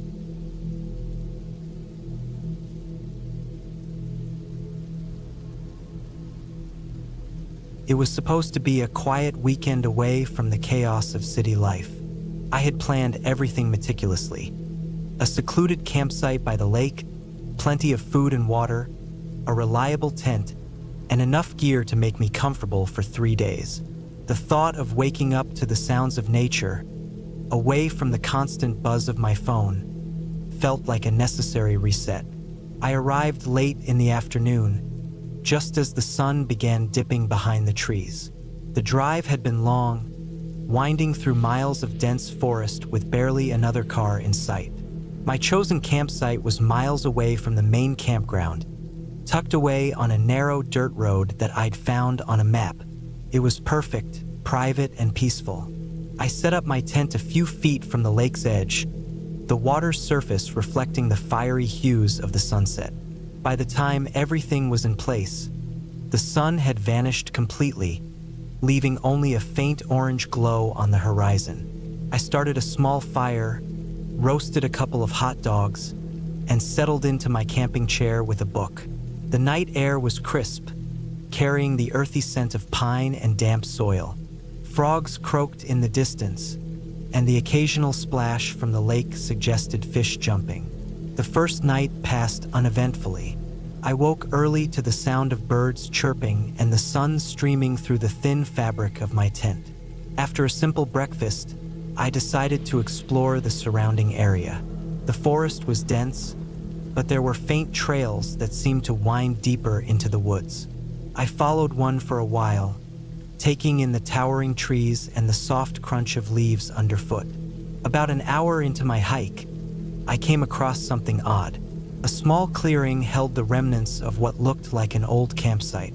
There was a rusted fire pit, a few empty cans scattered around, and a collapsed tent frame. It didn't seem recent. The tent fabric was torn and discolored, and moss had started to grow over some of the debris. Still, it was unsettling. Why would someone leave a campsite in such disarray? I shook off the uneasy feeling and continued walking. The rest of the day was uneventful. I fished in the lake, read more of my book, and cooked a simple dinner over the fire. As the sun set, the forest came alive with the sounds of crickets and the occasional hoot of an owl. I felt a little more on edge than the previous night, though I couldn't pinpoint why. Maybe it was the abandoned campsite, or maybe it was just the isolation. Either way, I made sure to secure all my food in a bear canister and kept my flashlight and knife within arm's reach as I crawled into my tent. I woke suddenly in the middle of the night. At first, I wasn't sure what had stirred me. The forest was silent, unnaturally so. The usual chorus of crickets and frogs was absent, replaced by an eerie stillness. My heart pounded as I strained to hear anything beyond the sound of my own breathing. Then I heard it, a faint rustling, like leaves being disturbed. It was distant at first, but seemed to grow louder, closer. I grabbed my flashlight and knife, staying perfectly still as I listened. The sound stopped abruptly, leaving the silence even more oppressive. I convinced myself it was just an animal, a deer, maybe, or a raccoon. Still, I barely slept the rest of the night, jumping at every imagined noise. The next morning, I found something that made my stomach drop. Just outside my tent, near the extinguished fire pit, were footprints. They weren't from an animal, they were clearly human, barefoot, judging by the shape and size. My mind raced as I tried to rationalize it. Maybe another camper had wandered by, but why would they be barefoot and why so close to my tent? I spent the day trying to shake off the unease. I stuck close to the campsite, not venturing far into the woods. The lake, usually so calming, felt ominous under the overcast sky. I kept looking over my shoulder, half expecting to see someone watching me from the trees. That night, I decided to stay awake for as long as I could. I kept the fire burning brighter than usual and sat in my chair, scanning the tree line with my flashlight. Hours passed, and nothing happened. The forest seemed to have returned to its normal rhythm, the sounds of nocturnal creatures filling the air once more. Eventually, exhaustion got the better of me, and I retreated to my tent. I woke again in the dead of night, this time to a distinct snapping sound, like a twig breaking underfoot. My heart raced as I fumbled for my flashlight and knife. The snapping was followed by another sound, a low, steady crunching, as if someone was walking slowly through the underbrush. The noises were deliberate, not the random rustling of an animal. I held my breath, gripping the knife tightly. The sound stopped, but I could feel someone, or something, was nearby. Then, a new sound emerged, the faint, unmistakable sound of breathing. It was slow and measured, just outside the thin fabric of my tent. My mind raced with panic. Should I call out? Stay silent? Run? I stayed perfectly still, willing myself not to make a sound. The breathing continued for what felt like an eternity, then stopped abruptly. Minutes passed, and the forest was silent again. I waited, too afraid to move, until the first light of dawn seeped through the tent. When I finally stepped outside, the footprints were back, more numerous this time. They circled my tent and led off into the woods. I packed up my gear in record time, my hands shaking as I shoved everything into my backpack. The secluded campsite that had once felt like a haven now felt like a trap. The hike back to my car was the longest 2 hours of my life. Every snap of a twig or rustle of leaves made me jump. I kept looking over my shoulder, half expecting to see someone following me. When I finally reached the car, I tossed my gear in the back and locked the doors before starting the engine. As I drove away, I couldn't shake the feeling that I was being watched. Even now, days later, the memory lingers. I don't know who or what was out there, but I'm certain of one thing. I won't be camping alone again.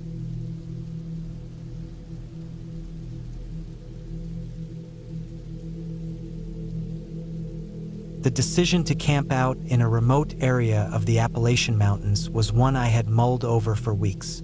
I needed the break.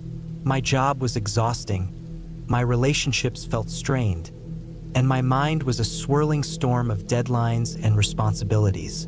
Camping, I thought, would be the perfect way to reset.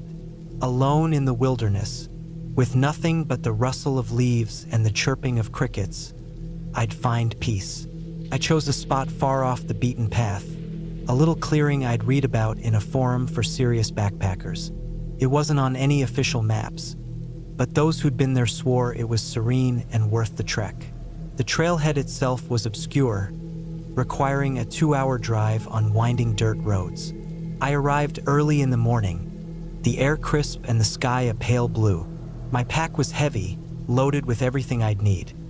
A tent, sleeping bag, food, a portable stove, water, and a first aid kit. I had my knife, a small axe, and a flashlight with extra batteries. I also carried a satellite phone just in case. It was a precaution I didn't expect to use, but being alone in the wilderness isn't something you take lightly. The trail was beautiful but grueling. It twisted through dense forests, up rocky inclines, and along narrow ledges that overlooked steep drops. The farther I hiked, the less sign there was of other people. No footprints in the dirt, no remnants of campfires. It was exactly what I'd wanted, complete isolation. By mid-afternoon, I reached the clearing. It was everything the forum had promised. The space was surrounded by towering pines and had a small stream running through it.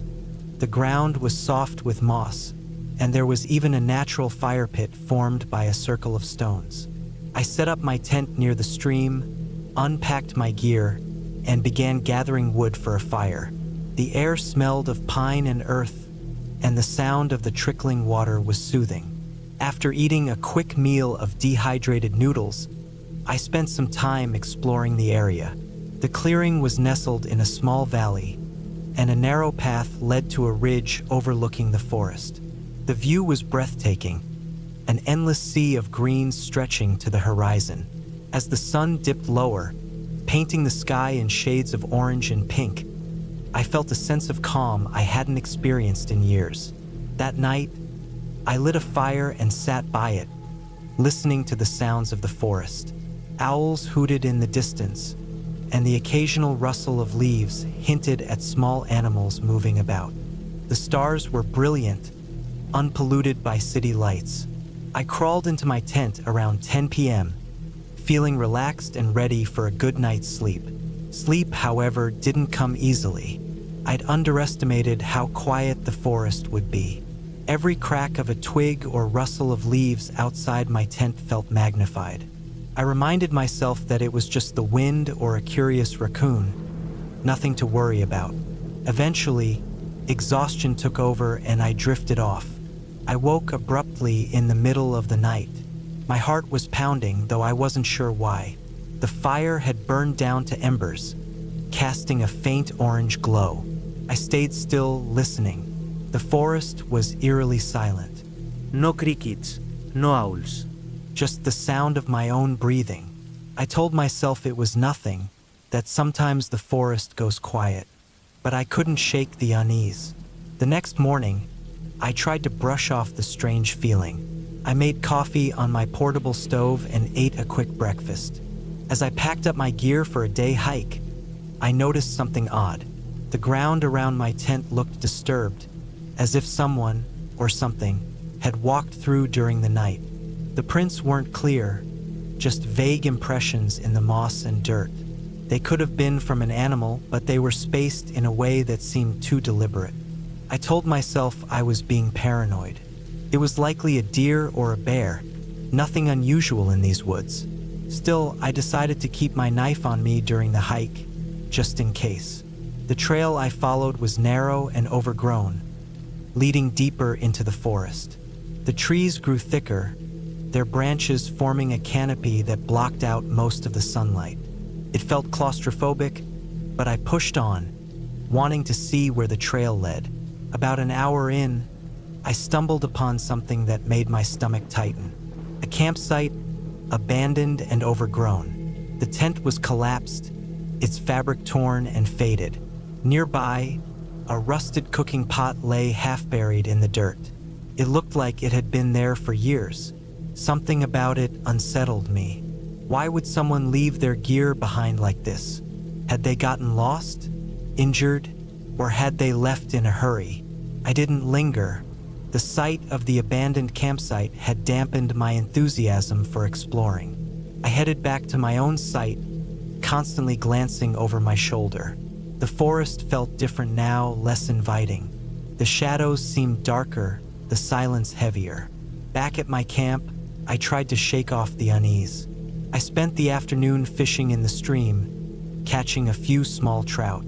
Cooking them over the fire gave me a sense of normalcy, a reminder that I was here to relax and disconnect. But as the sun set, the unease returned.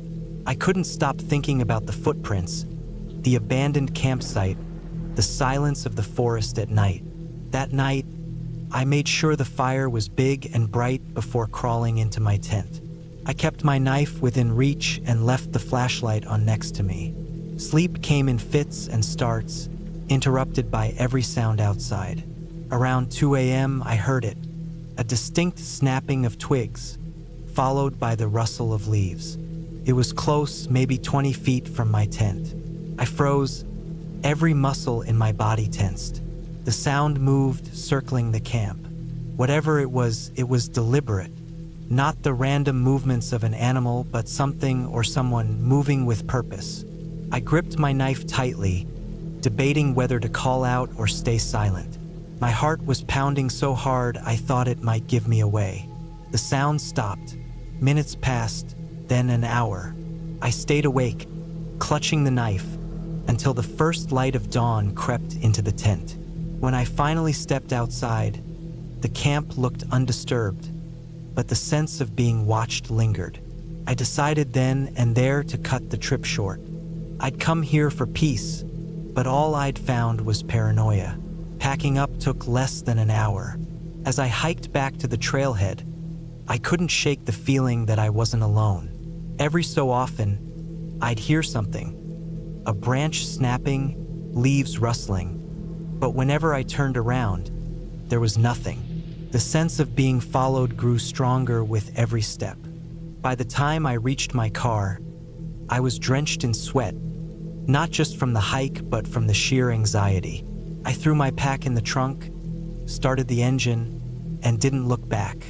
As I drove away, the forest seemed to close in behind me, its secrets safe once more. I never found out what or who had been out there. Maybe it was just an animal, or maybe it was my own mind playing tricks on me. But one thing was certain: I wouldn't be camping alone again anytime soon.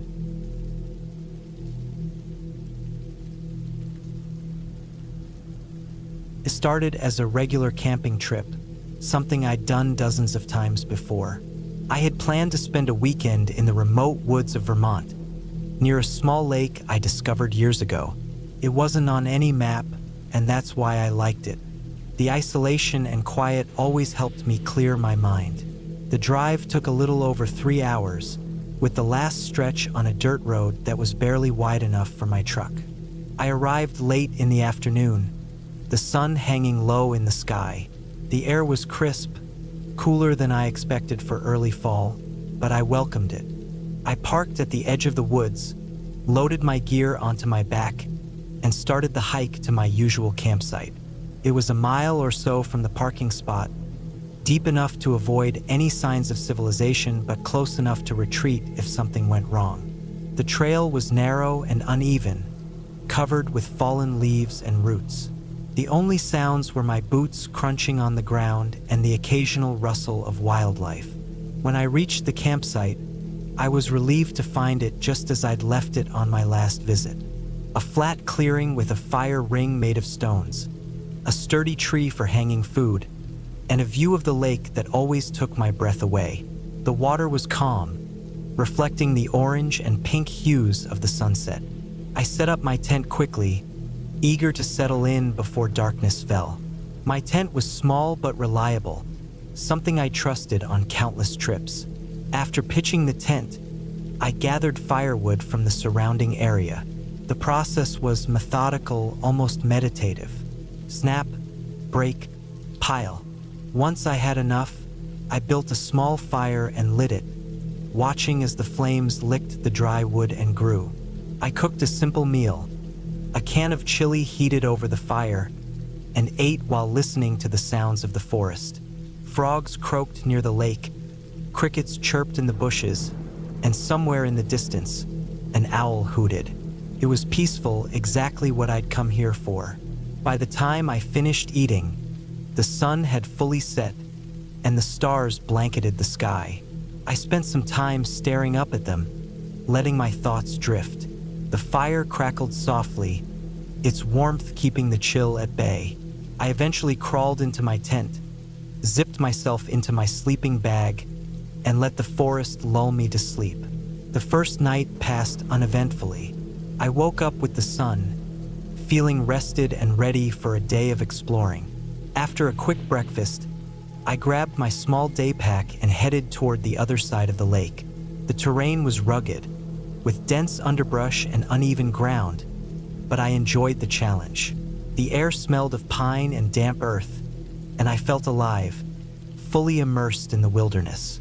I spent hours wandering, taking note of animal tracks, interesting plants, and the occasional bird flitting through the trees. Around midday, I found a small clearing with a rock outcrop that provided a stunning view of the surrounding area. I sat there for a while, eating my lunch and soaking in the solitude.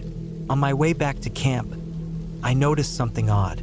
A tree near the trail had deep scratches running down its trunk, parallel lines that looked deliberate.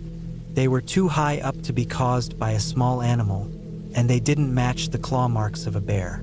I'd seen bear scratches before, and these were different, closer together, almost like they were made by a large set of prongs. I stared at them for a while, uneasy but unable to explain them. Eventually, I shrugged it off and continued on. When I returned to camp, everything was as I'd left it. The fire pit was untouched, my gear was still in place, and there were no signs of anyone or anything having been there. I told myself the scratches were probably old, maybe made by some animal I wasn't familiar with. The woods were full of mysteries, after all. That evening, I repeated my routine, gathering wood, making a fire, cooking dinner. As darkness fell, the forest seemed quieter than the night before. The usual symphony of frogs and crickets was subdued, and I couldn't shake the feeling that something was off. I tried to ignore it, focusing on the warmth of the fire and the beauty of the stars above. Around midnight, I was startled awake by a sound outside my tent. It wasn't loud, just a faint rustling, but it was enough to jolt me upright. I held my breath, listening intently. The rustling came again, closer this time, followed by the crunch of leaves. My heart raced as I grabbed my flashlight and unzipped the tent just enough to peek out. The beam of light illuminated the trees, but I couldn't see anything unusual. The forest was still, the only movement coming from the flickering shadows cast by my dying fire. I told myself it was probably a raccoon or a deer, something harmless, and crawled back into my sleeping bag. But sleep didn't come easily. I lay there, every little sound amplifying in my mind, until exhaustion finally took over. The next morning, I found tracks near my campsite. They were large and oval-shaped, unlike any animal tracks I'd seen before. They led from the edge of the clearing to the fire pit and then disappeared into the woods. I crouched down to examine them, trying to make sense of what could have made them. My mind raced through possibilities. A bear, a large dog, maybe even a person, but none of them felt right. I spent the day feeling on edge, my usual enjoyment of the wilderness replaced by a lingering unease. I decided to stick close to camp, not wanting to venture too far in case something was out there. I kept my hatchet close, finding comfort in its solid weight. By the time night fell, I was exhausted, both physically and mentally. That night, the noises returned. This time, they were louder and more deliberate.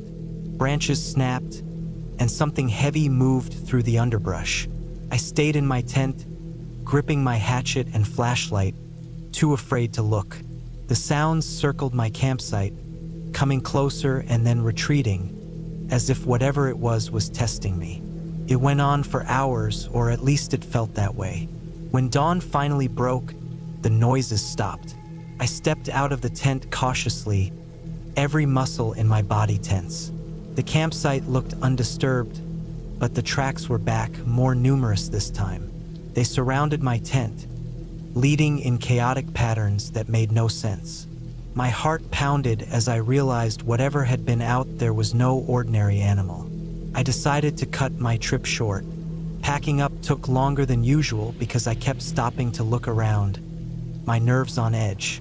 As I hiked back to the truck, I felt like I was being watched. The forest was silent, too silent, and every shadow seemed to move. I forced myself to keep going, one step at a time, until I finally reached the safety of my vehicle. When I got home, I couldn't shake the experience. I researched wildlife in the area, trying to identify the tracks and the scratches, but nothing matched. I even considered reporting it to a local ranger, but what would I say? That something unknown had stalked me in the woods? It sounded ridiculous. To this day, I don't know what I encountered on that trip. I haven't been back to that lake, and I'm not sure I ever will. The woods, once a place of peace for me, now carry a weight of fear. Whatever was out there, it reminded me of something I'd always known but never fully understood. Nature doesn't owe us safety, and sometimes it holds secrets we're not meant to uncover.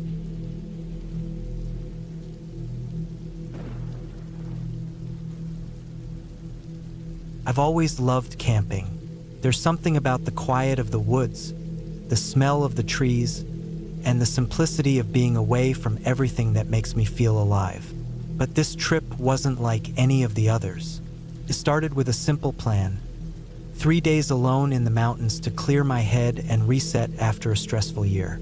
What I didn't know was that this trip would leave me questioning everything I thought I knew about safety, solitude, and survival. The trailhead was about an hour's drive from my house. I left early, just as the sun began to rise, the sky painted in shades of pink and orange. My pack was heavy, but I'd packed carefully. Food for 3 days, a small tent, a sleeping bag, a first aid kit, and enough water to last until I reached the stream marked on my map. I'd chosen a less popular trail to avoid crowds. I wanted to be alone, to feel like the only person in the world for a while. The first few hours were peaceful. The trail wound through dense forest, the ground cushioned by a thick layer of pine needles. Birds chirped overhead, and every so often, I'd catch a glimpse of a deer darting through the trees. I was in my element, taking my time and soaking it all in. The air smelled fresh, the kind of clean that fills your lungs and makes you feel alive. By midday, I'd covered about 6 miles and reached the stream I'd seen on the map. It was a perfect spot to set up camp. The water was clear and cold, tumbling over smooth rocks. I pitched my tent a little way back from the water, on a flat patch of ground surrounded by tall pines. After eating a quick lunch, I spent the afternoon exploring the area. There was no one else around, just me and the forest. It was exactly what I'd been hoping for. That first night, I fell asleep to the sound of the stream and the occasional rustle of leaves. It was the kind of deep, dreamless sleep that only comes when you're completely at peace. But by the second night, things started to feel off. I'd spent the day hiking further up the trail, leaving my tent and most of my gear behind. I wanted to travel light and see what was further up the mountain. The trail grew steeper and more rugged, the forest denser. By mid-afternoon, I'd reached a rocky outcrop that offered a stunning view of the valley below. I sat there for a while, eating a granola bar and enjoying the solitude. But as I started back down, I couldn't shake the feeling that I wasn't alone. At first, I told myself it was just my imagination. It's easy to get spooked when you're alone in the woods.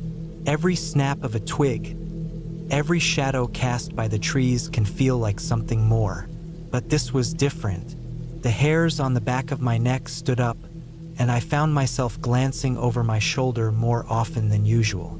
The forest, which had felt so welcoming the day before, now seemed watchful. I picked up my pace, eager to get back to the safety of my tent. When I reached camp, the sun was starting to set, painting the sky in shades of gold and crimson. I tried to shake off the unease as I boiled water for dinner, but as I sat there eating, the feeling only grew stronger. The forest was too quiet.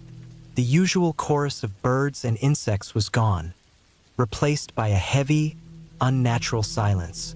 I told myself it was just my mind playing tricks on me, but I couldn't shake the feeling that something was wrong. That night, I barely slept.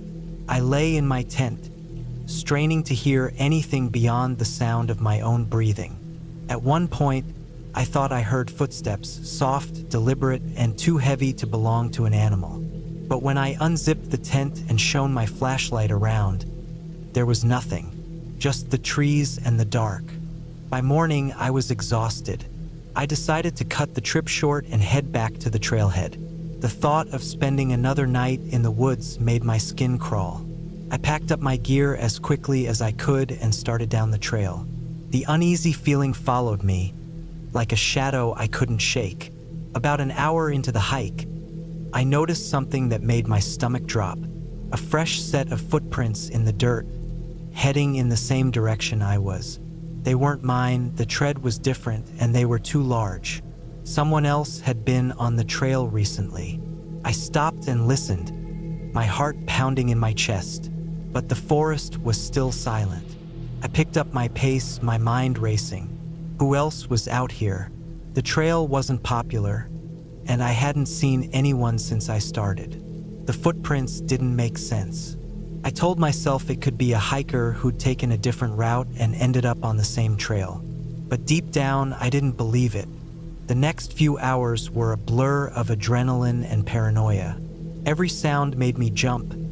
Every shadow seemed to move. I kept glancing over my shoulder, convinced I was being followed. By the time I reached the trailhead, I was drenched in sweat and on the verge of panic. My car was the only one in the parking lot. That should have been a relief, but it wasn't. The feeling of being watched didn't go away, even as I threw my pack into the trunk and climbed into the driver's seat. I locked the doors and started the engine, eager to put as much distance as possible between me and those woods. As I drove away, I glanced in the rearview mirror. For a split second, I thought I saw a figure standing at the edge of the trees, watching me. But when I looked again, there was nothing there, just the forest, silent and still. Even now, weeks later, I can't explain what happened. I've gone over it in my mind 100 times, trying to make sense of it. Maybe it was just my imagination, or maybe there really was someone out there, following me. I'll never know for sure, but one thing's certain: I won't be camping alone again anytime soon.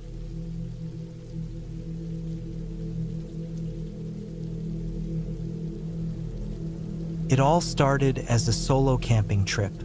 I had always wanted to escape the noise of the city, to experience the stillness of nature with nothing but a tent, a backpack, and my thoughts. The mountains had always called to me, and that summer I decided it was time to answer. I'd picked a remote spot, far from the usual trails, hoping for peace and solitude. I parked my car at a small, unmarked trailhead early in the morning. The air was crisp, the kind that makes your breath visible in short puffs. The trail I'd chosen was barely visible, more of a suggestion than a path. I checked my GPS and map to make sure I was heading in the right direction. The plan was simple: hike about 6 miles into the woods, find a good spot to set up camp, and spend the night surrounded by nothing but wilderness. The hike started smoothly. The trail was overgrown but manageable. Sunlight filtered through the trees, casting long shadows on the ground. The air was filled with the earthy scent of damp soil and the occasional chirping of birds. I felt alive, energized by the challenge of navigating a path few had taken. Every step seemed to take me further from the worries of daily life. After about 3 hours, I reached a small clearing by a stream. It was perfect. The water was clear and cold, gurgling over rocks. The clearing was flat, with just enough sunlight to keep the spot from feeling claustrophobic. I set down my pack, pulled out my tent, and began setting up. The process was calming, almost meditative. The tent went up without a hitch, and soon I had a small fire going to boil water for a simple meal. The first signs of unease came as the sun began to dip below the horizon.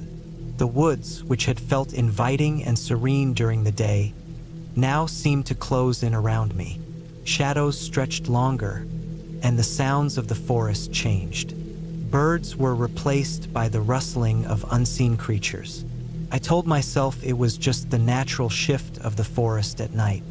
Still, I couldn't shake the feeling of being watched. After dinner, I sat by the fire, enjoying its warmth and light. I had brought a book, but my eyes kept darting to the edge of the clearing. The fire's glow seemed to create a barrier between me and the encroaching darkness. I reminded myself that I was alone out here. No one knew about this spot but me. That thought was both comforting and unsettling. As the fire died down, I crawled into my tent. The thin walls felt inadequate against the vastness of the forest. I lay in my sleeping bag, listening to the sounds outside. Every rustle, every snap of a twig made my heart race. I tried to rationalize it: deer, raccoons, maybe even a fox. Still, my body remained tense, every muscle ready to spring into action. Sometime during the night, I woke up. It wasn't a gradual stirring, but a sudden jolt, like my body knew something was wrong before my mind did. The fire had gone out, leaving the clearing in complete darkness. The only light came from the faint glow of the moon through the trees. I held my breath, straining to hear whatever had woken me. Then I heard it, the unmistakable sound of footsteps. They weren't the quick, light steps of an animal, but the deliberate crunch of boots on the forest floor. My heart pounded so hard I was sure it would give me away. I stayed as still as possible, barely daring to breathe. The steps grew louder, closer. Whoever it was stopped just outside my tent. I could hear them breathing, shallow and uneven. My mind raced with possibilities. A lost hiker? Park ranger? But why would they be out here, miles off any marked trail, in the middle of the night? I reached for the small knife I kept in my pack, clutching it tightly. My other hand grabbed my phone. There was no signal, but the faint glow of the screen made me feel less alone. Minutes passed, though it felt like hours. The person outside didn't move. I could hear the occasional rustle, like they were shifting their weight. My hand ached from gripping the knife so hard, but I didn't dare relax. Then, as suddenly as they had come, the footsteps retreated. I listened until the sound faded completely, replaced by the usual noises of the forest. I didn't sleep the rest of the night. When the first light of dawn seeped into the tent, I packed up as quickly as I could. My hands were shaking, and I kept glancing over my shoulder, half expecting to see someone watching me. The forest, which had felt so alive and welcoming the day before, now seemed oppressive, every shadow a potential threat. The hike back to my car was the longest 6 miles of my life. Every crack of a branch, every gust of wind, set my nerves on edge. I tried to move quickly but carefully, not wanting to draw attention to myself. When I finally saw my car through the trees, I felt a wave of relief so strong it nearly brought me to my knees. As I reached the car, I noticed something that made my stomach drop. The windows were fogged up, and there were smudges on the driver's side door, like someone had tried to open it. I fumbled with my keys, my hands trembling so badly it took 3 tries to unlock the door. I threw my gear into the back seat, started the engine, and drove off without looking back. Even now, weeks later, I can't shake the feeling of being watched. The woods, which once felt like a sanctuary, now feel like a place I'll never return to. I've told myself it was just a coincidence, maybe a fellow camper who stumbled upon my sight. But deep down, I know it wasn't. Whoever was out there that night wasn't lost. They knew exactly where I was.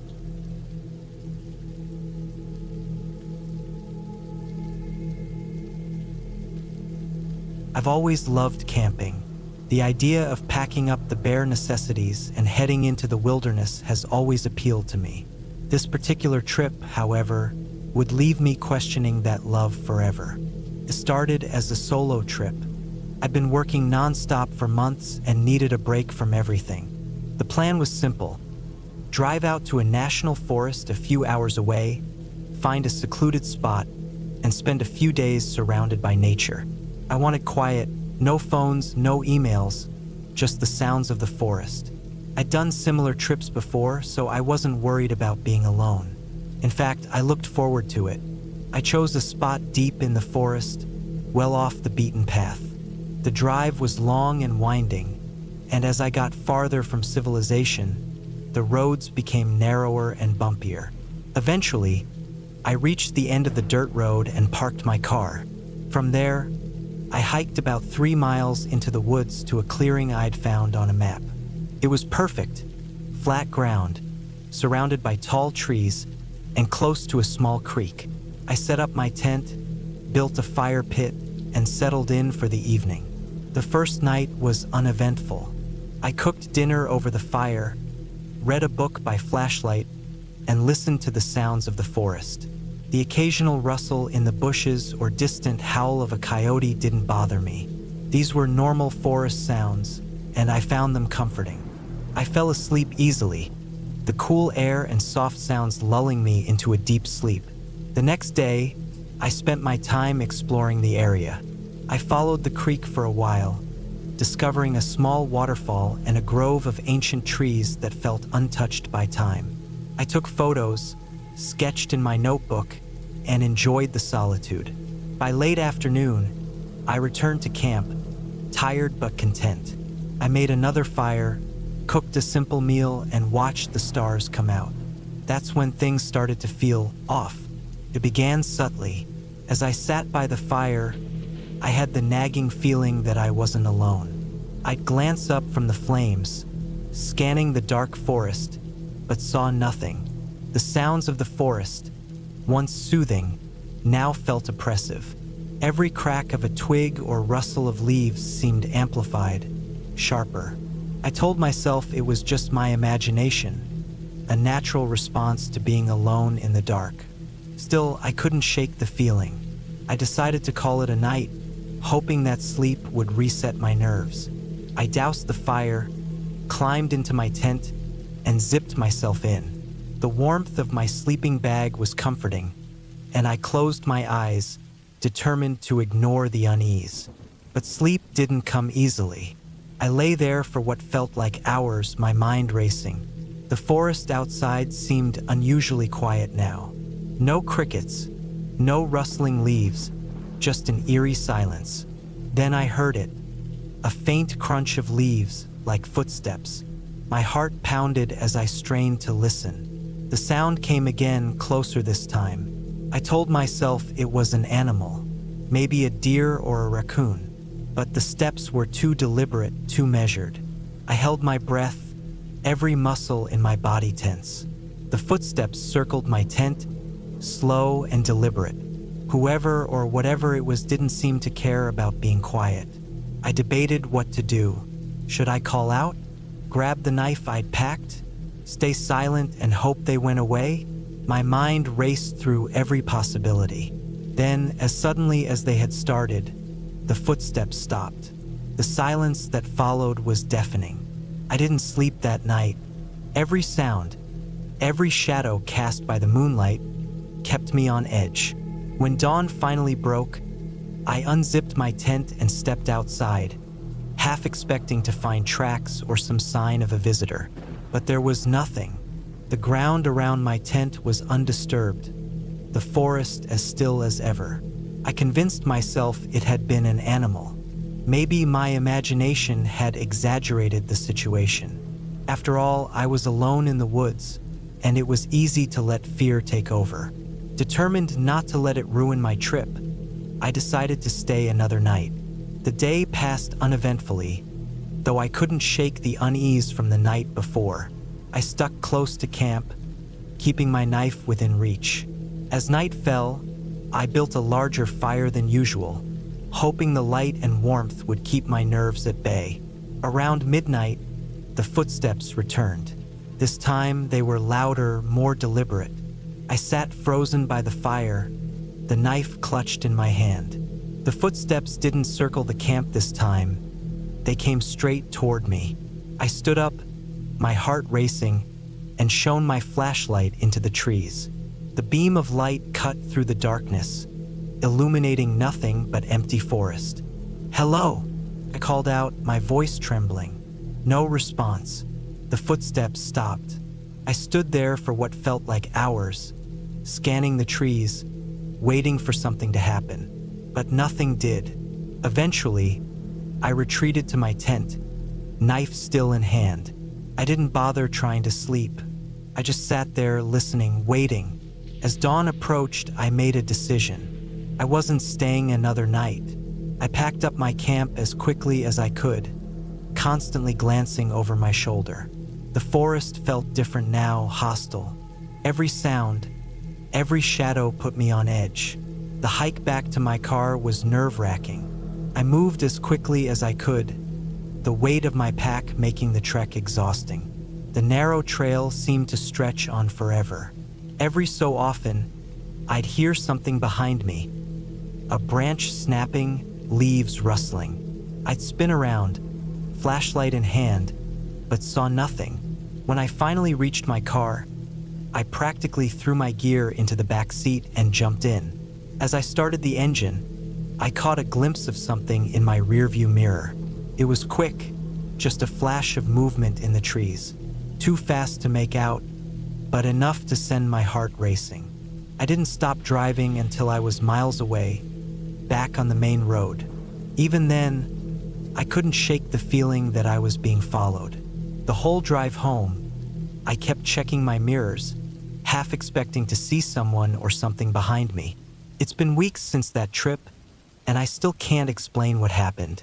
I've told myself it was just paranoia, that the footsteps were an animal and the movement in the trees was my imagination. But deep down, I'm not so sure. I haven't been camping since. The idea of being alone in the woods, miles from help, doesn't appeal to me anymore. Maybe one day I'll go back, but for now, I'm staying close to home. The forest may be beautiful, but it's also vast and full of secrets, and some secrets are better left undiscovered.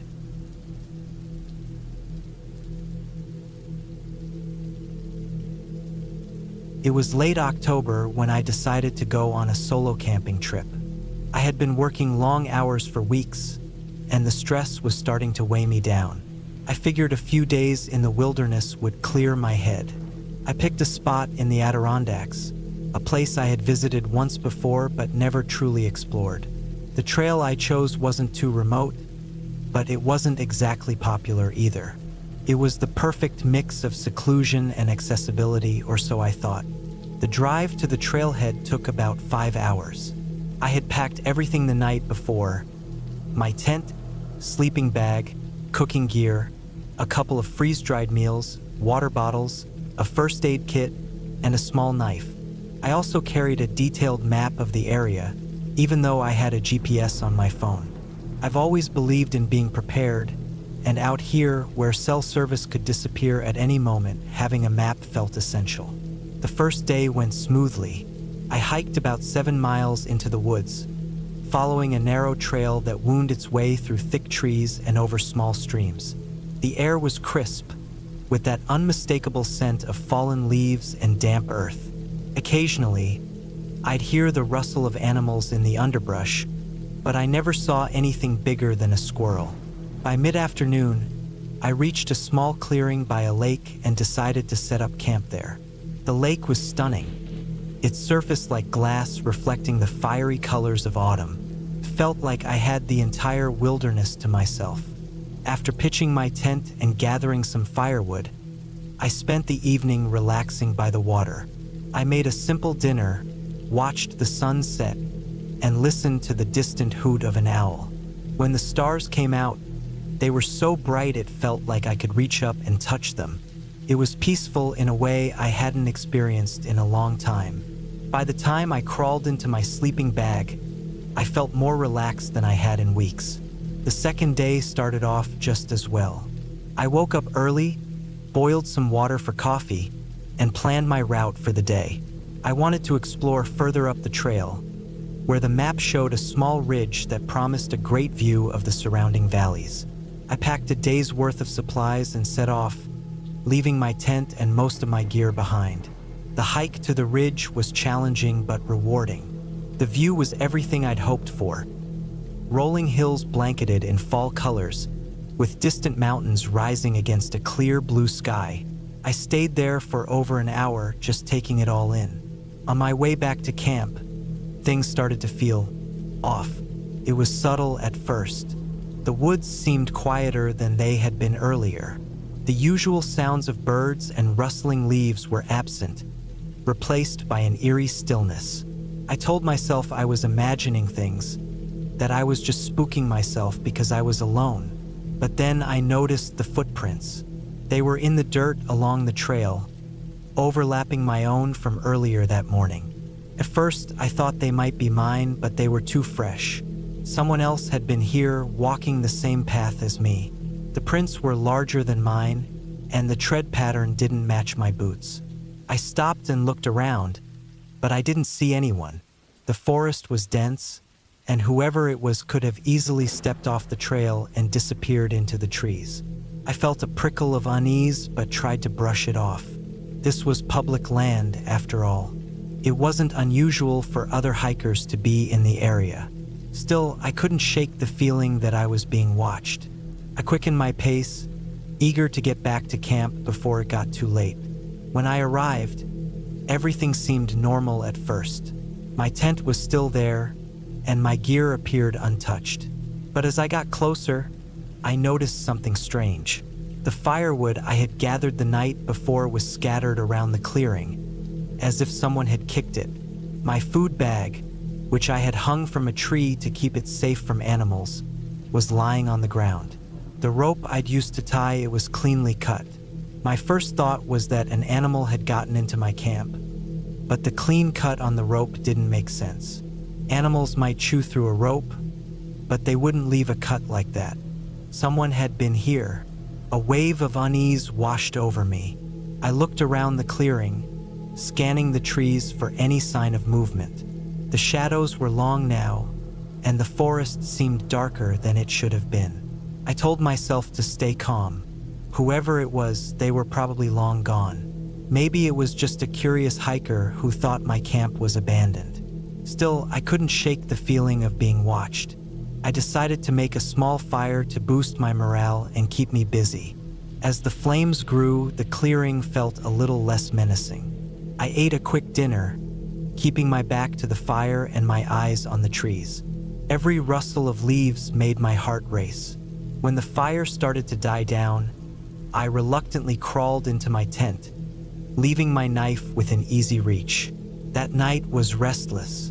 Every noise outside seemed amplified in the stillness. I thought I heard footsteps at one point, but when I peeked out of the tent, there was nothing there. I barely slept, and by the time dawn broke, I had made up my mind to cut my trip short. Whatever sense of peace I'd felt was gone, replaced by a growing unease. I packed up quickly, eager to leave the clearing and put some distance between myself and whatever or whoever had been lurking around.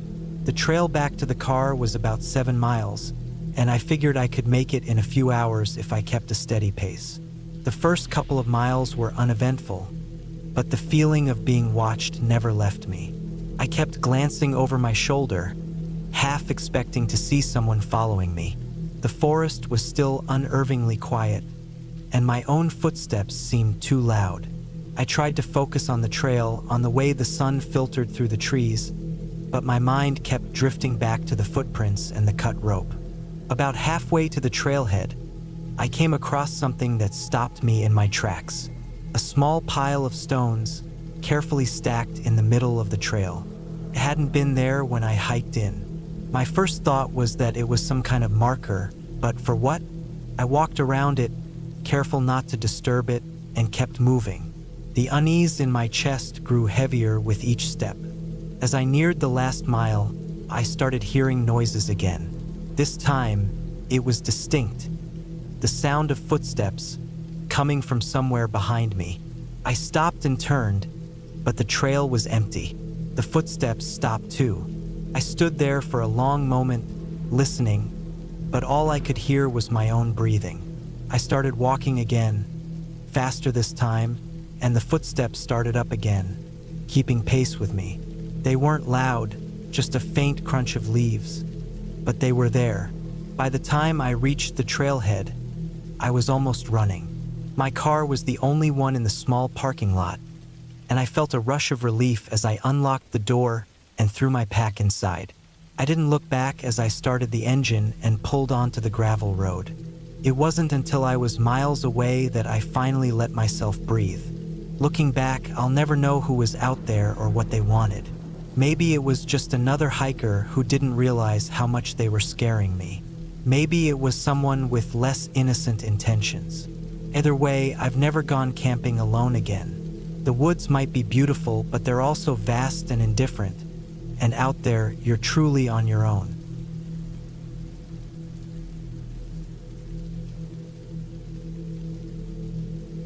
I've always loved camping. The simplicity of it, the quiet escape from my busy life, the idea of being surrounded by nature with no cell service and no distractions had always been a dream for me.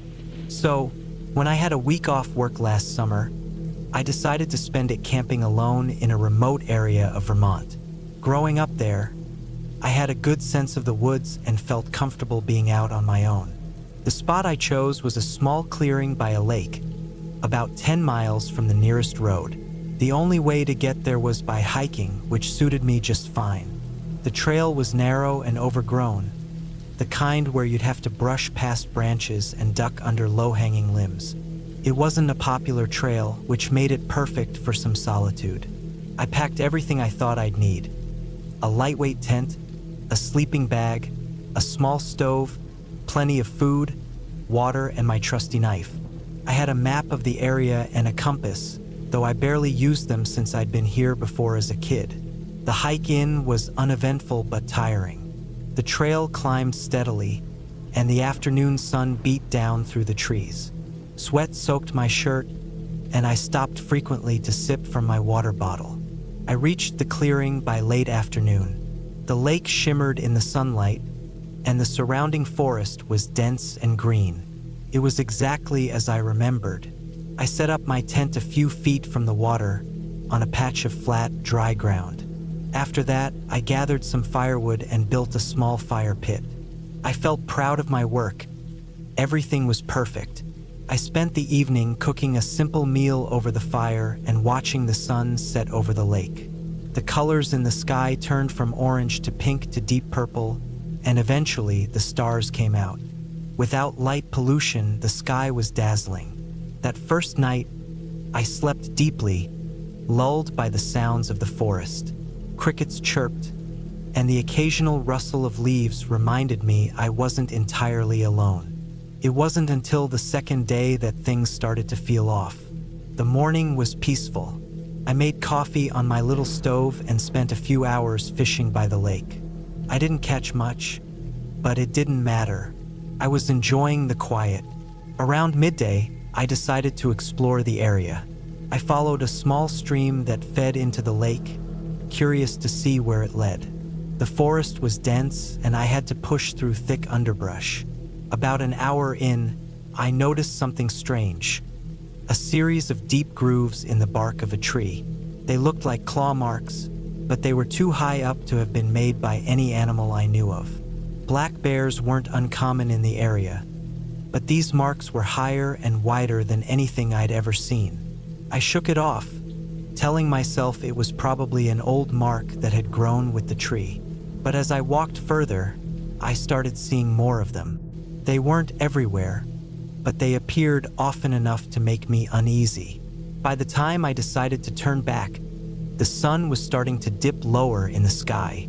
I realized I'd wandered farther than I intended, and the thought of navigating back through the thick brush in the fading light made my chest tighten. When I finally broke through the undergrowth and saw the lake again, relief washed over me. But that relief was short-lived. As I approached my campsite, something felt wrong. The fire pit I'd built had been scattered, the stones tossed aside like toys. My tent was still there, but the flap was open, and my belongings were strewn around. My first thought was that an animal had gotten into my camp. Bears were known to raid campsites if food wasn't stored properly, but I had hung my food bag high in a tree, far from the tent, and it was untouched.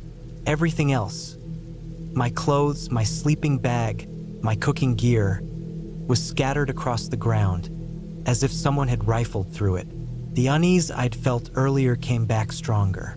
I scanned the area, but there was no sign of anyone. The forest was silent, almost unnaturally so.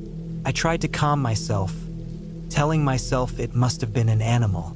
I spent the next hour cleaning up and setting things back in order.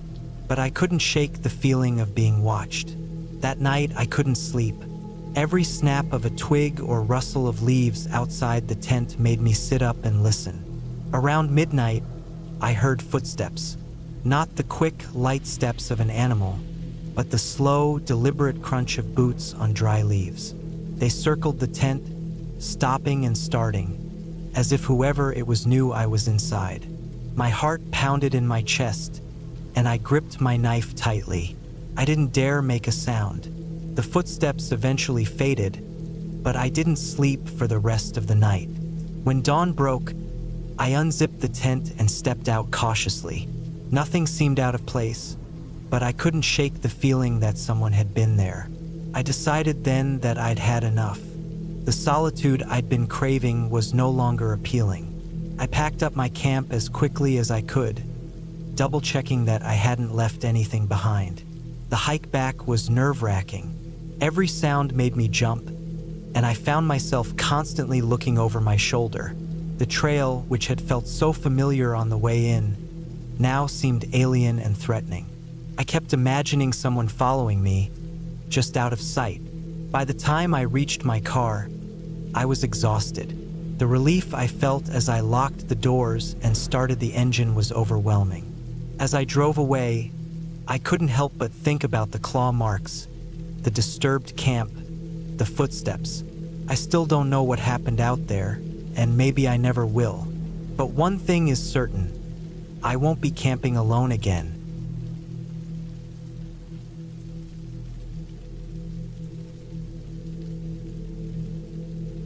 I never thought a solo camping trip would leave me questioning my love for the outdoors. I had always found peace in the quiet of the woods, away from the noise of daily life. That weekend, I had decided to head out to a remote area I'd heard about from a friend. A hidden gem deep in the mountains, far from any well-trodden trails. It was supposed to be a place untouched by the crowds, where I could truly feel alone with nature. The drive to the trailhead was uneventful, though the last stretch of dirt road had my car rattling and bouncing like it might fall apart. When I finally parked and stepped out, the air smelled like pine and damp earth. The trail wasn't marked, but I had a detailed map and GPS coordinates. My plan was to hike about 10 miles to a small lake and camp there for 2 nights before heading back. It seemed simple enough. The first few miles were beautiful. The trail wound through dense forest, the kind where sunlight filters down in golden streaks. I could hear birds chirping and the occasional rustle of squirrels darting through the underbrush. Everything felt serene, but as the hours passed and I got deeper into the woods, the sense of isolation began to settle in. The trail became harder to follow, with overgrown bushes and fallen trees blocking the way. Still, I pressed on, checking my map frequently to make sure I was on track. By the time I reached the lake, the sun was low on the horizon, painting the sky in shades of orange and pink. The water was crystal clear, surrounded by tall evergreens and rocky outcrops. It was breathtaking, exactly what I had hoped for. I set up my tent on a flat patch of ground near the shore, made a small fire, and cooked a quick meal. As darkness fell, the world around me grew silent except for the occasional croak of a frog or the distant hoot of an owl. I felt a sense of calm wash over me. That night, I woke up abruptly. It was pitch black outside, and the only sound was the gentle lapping of water against the shore. I didn't know what had woken me up, but my heart was pounding. Lying there in the darkness, I strained my ears, but there was nothing unusual. After a while, I convinced myself it was just the unfamiliarity of the place making me jumpy and drifted back to sleep. The next day, I spent my time exploring the area around the lake. There were no signs of other people, no old fire pits or discarded trash. It was like I had stepped into a part of the world no one else had touched. I fished for a bit, took photos, and even tried sketching the landscape, though I'm no artist. By late afternoon, clouds began to gather, and the wind picked up. I decided to head back to my camp to secure everything before the rain hit. As I approached my tent, I froze. Something was off. The tent flap was open, and my belongings were scattered. My first thought was animals, maybe a bear or raccoons, but nothing was torn or chewed. It looked more like someone had rummaged through my stuff. My food bag, which I had hung from a tree to keep it safe, was untouched. My stomach churned as I tried to make sense of it. I spent the next hour meticulously checking my gear and surroundings. There were no tracks, no signs of anyone or anything having been there. I told myself I must have left the tent open and the wind had blown things around, even though I knew that didn't make sense. The unease lingered, but I tried to shake it off. After all, I was miles from the nearest road, and it wasn't like anyone could just stumble upon this place. That night, the rain came down hard. Thunder rumbled in the distance, and flashes of lightning lit up the tent. I lay awake, listening to the storm, when I heard it again, a sound that didn't belong. It was faint, almost drowned out by the rain, but it was there. The crunch of footsteps on wet ground. My breath caught in my throat. I told myself it was just the wind playing tricks on me, but deep down, I knew better. I grabbed my flashlight and unzipped the tent just enough to peek out.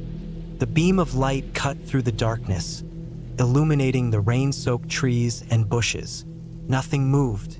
I waited, my hand trembling, but the footsteps didn't come again. After a long while, I zipped the tent back up and lay there, every muscle in my body tense. Sleep didn't come easily. The next morning, I stepped out of the tent to find the ground around my campsite disturbed. The muddy soil bore marks that could have been footprints, but the rain had smudged them into unrecognizable shapes. I packed up my gear quickly, deciding to cut my trip short. The thought of spending another night out there made my skin crawl. As I retraced my route back to the trailhead, I couldn't shake the feeling of being watched. Every so often, I'd stop and look over my shoulder, but the forest was empty. The sense of isolation that had been so appealing at first now felt oppressive. My heart raced every time a branch snapped or leaves rustled in the wind. About halfway back, I found something that made my blood run cold. A small, makeshift shelter, barely noticeable among the trees. It was nothing more than a few branches leaned against a fallen log, but inside were signs of recent use. A torn piece of fabric, an empty can of beans, and what looked like a crudely whittled stick. It was clear someone had been staying there, not far from where I had camped. I didn't linger. Picking up my pace, I focused on getting back to my car as quickly as possible. The last few miles felt like they stretched on forever, my mind racing with worst-case scenarios. When I finally reached the trailhead and saw my car, relief washed over me. I threw my gear in the trunk and didn't look back as I drove away. Even now, weeks later, I can't stop thinking about that trip. Who or what was out there with me? Was it just a coincidence that someone had been camping so close to me in such a remote place? Or had they been watching me the whole time? I'll never know for sure, but one thing is certain. I'll think twice before heading into the wilderness alone again.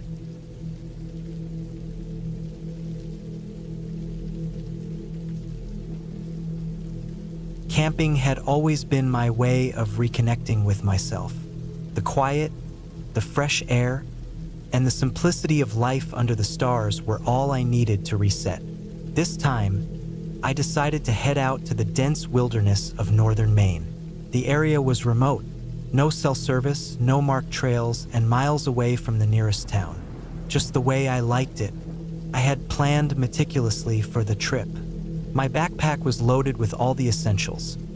Food for 4 days, a tent, a sleeping bag, a first aid kit, and a small camping stove. I even carried a detailed topographic map and a compass just in case. I was confident in my skills. I had done trips like this before and prided myself on being able to handle whatever nature threw my way. I parked my car at the trailhead just before noon, locked it up, and started walking. The trail was barely a trail at all, more like a faint path worn by wildlife. The thick canopy overhead filtered the sunlight into dappled patterns on the forest floor. The air smelled of pine and damp earth. I felt the familiar excitement bubbling up as I ventured deeper into the wild. After about 6 miles, I reached a small clearing near a stream. It was the perfect spot to set up camp. The stream was crystal clear and flowing steadily, which meant I had a reliable water source. I pitched my tent, unpacked my gear, and started gathering firewood. The evening went smoothly. I cooked some dehydrated chili, read a few chapters of my book by the fire, and finally crawled into my tent as the temperature began to drop. The first night was uneventful, aside from the occasional rustle of leaves and the distant hoot of an owl. I slept well and woke up early, ready to explore. After breakfast, I decided to hike further into the woods, leaving my tent and gear behind. I had my map, compass, and a day pack with water and snacks. The plan was to loop around and be back by mid-afternoon. The deeper I went, the denser the forest became. The towering trees seemed to close in, and the underbrush grew thicker. I found animal tracks, deer, rabbits, even what looked like bear prints. I made a mental note to stay alert. As I continued, I stumbled upon a peculiar sight, an old, overgrown logging road. It wasn't marked on my map, which intrigued me. Curiosity got the better of me, and I decided to follow it for a bit. The road was rough and uneven, with weeds and saplings reclaiming the space. After about an hour, I came across the remnants of what appeared to be an old cabin. It was in ruins, with moss-covered wooden beams and a collapsed roof. I paused to examine it, wondering who might have lived here and why they had left. It felt eerie but also fascinating, like I had stumbled upon a forgotten piece of history. I moved on, deciding it was time to loop back toward my campsite. That's when I noticed something unsettling. The shadows were longer than they should have been. The sun had dipped lower in the sky than I expected. I checked my watch and realized it was already late afternoon. Somehow I had lost track of time. I quickened my pace, navigating through the dense forest. But the more I walked, the less familiar everything seemed. I double-checked my map and compass. According to them, I should have been heading in the right direction. But the terrain didn't match what the map indicated. Panic began to creep in as I realized I might be lost. I tried to stay calm and retrace my steps, but the forest was a labyrinth of identical trees and undergrowth. Every direction looked the same. The sun was sinking fast, and with it, the temperature. I needed to find shelter. After wandering for what felt like hours, I stumbled upon a rocky outcrop. It wasn't much, but it offered some protection from the wind. I gathered branches and leaves to create a makeshift bed and settled in for the night. That night was different. The usual sounds of the forest were absent. No rustling leaves, no chirping crickets, no hooting owls. Just an oppressive silence that pressed down on me.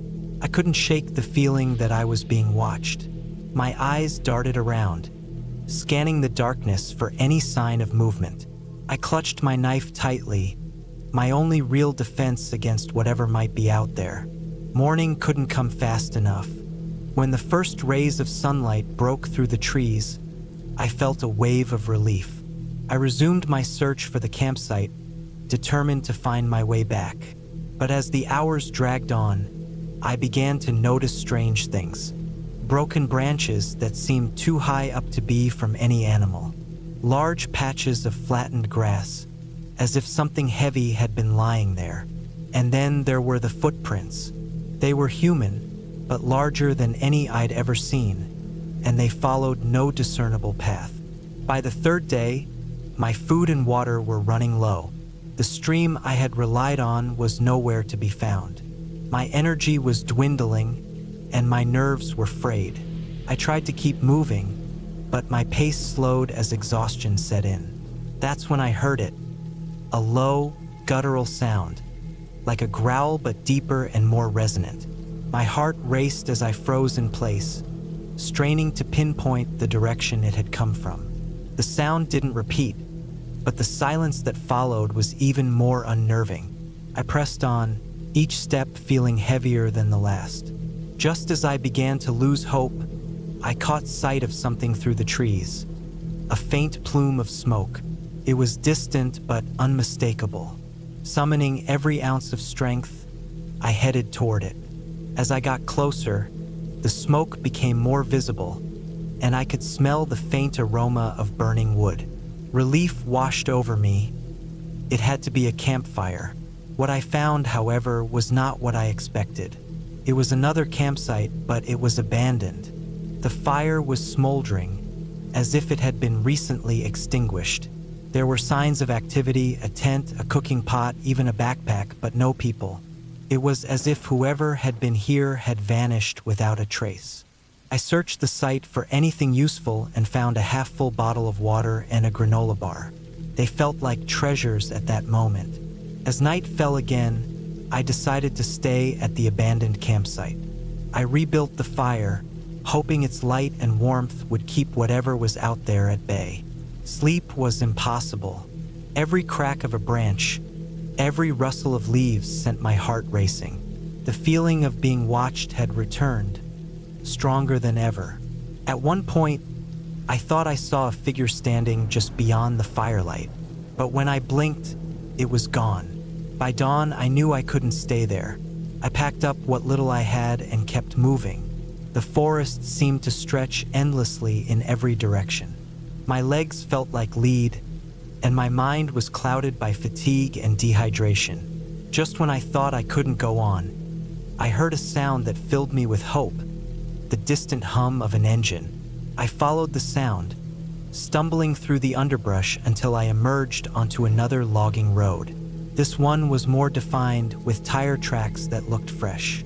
I started walking along it, praying it would lead me to safety. After what felt like hours, I saw a pickup truck coming toward me. I waved frantically, and the driver stopped. He was a local hunter who had been out checking his traps. When I told him what had happened, he looked at me with a mix of concern and disbelief. He gave me water and a ride back to civilization. As we drove, I glanced back at the forest, its dense canopy hiding the secrets it had nearly claimed me for. I never found my original campsite or figured out what had been stalking me. But one thing was clear. I had underestimated the wilderness and the unnerving feeling that something out there had been watching me the entire time.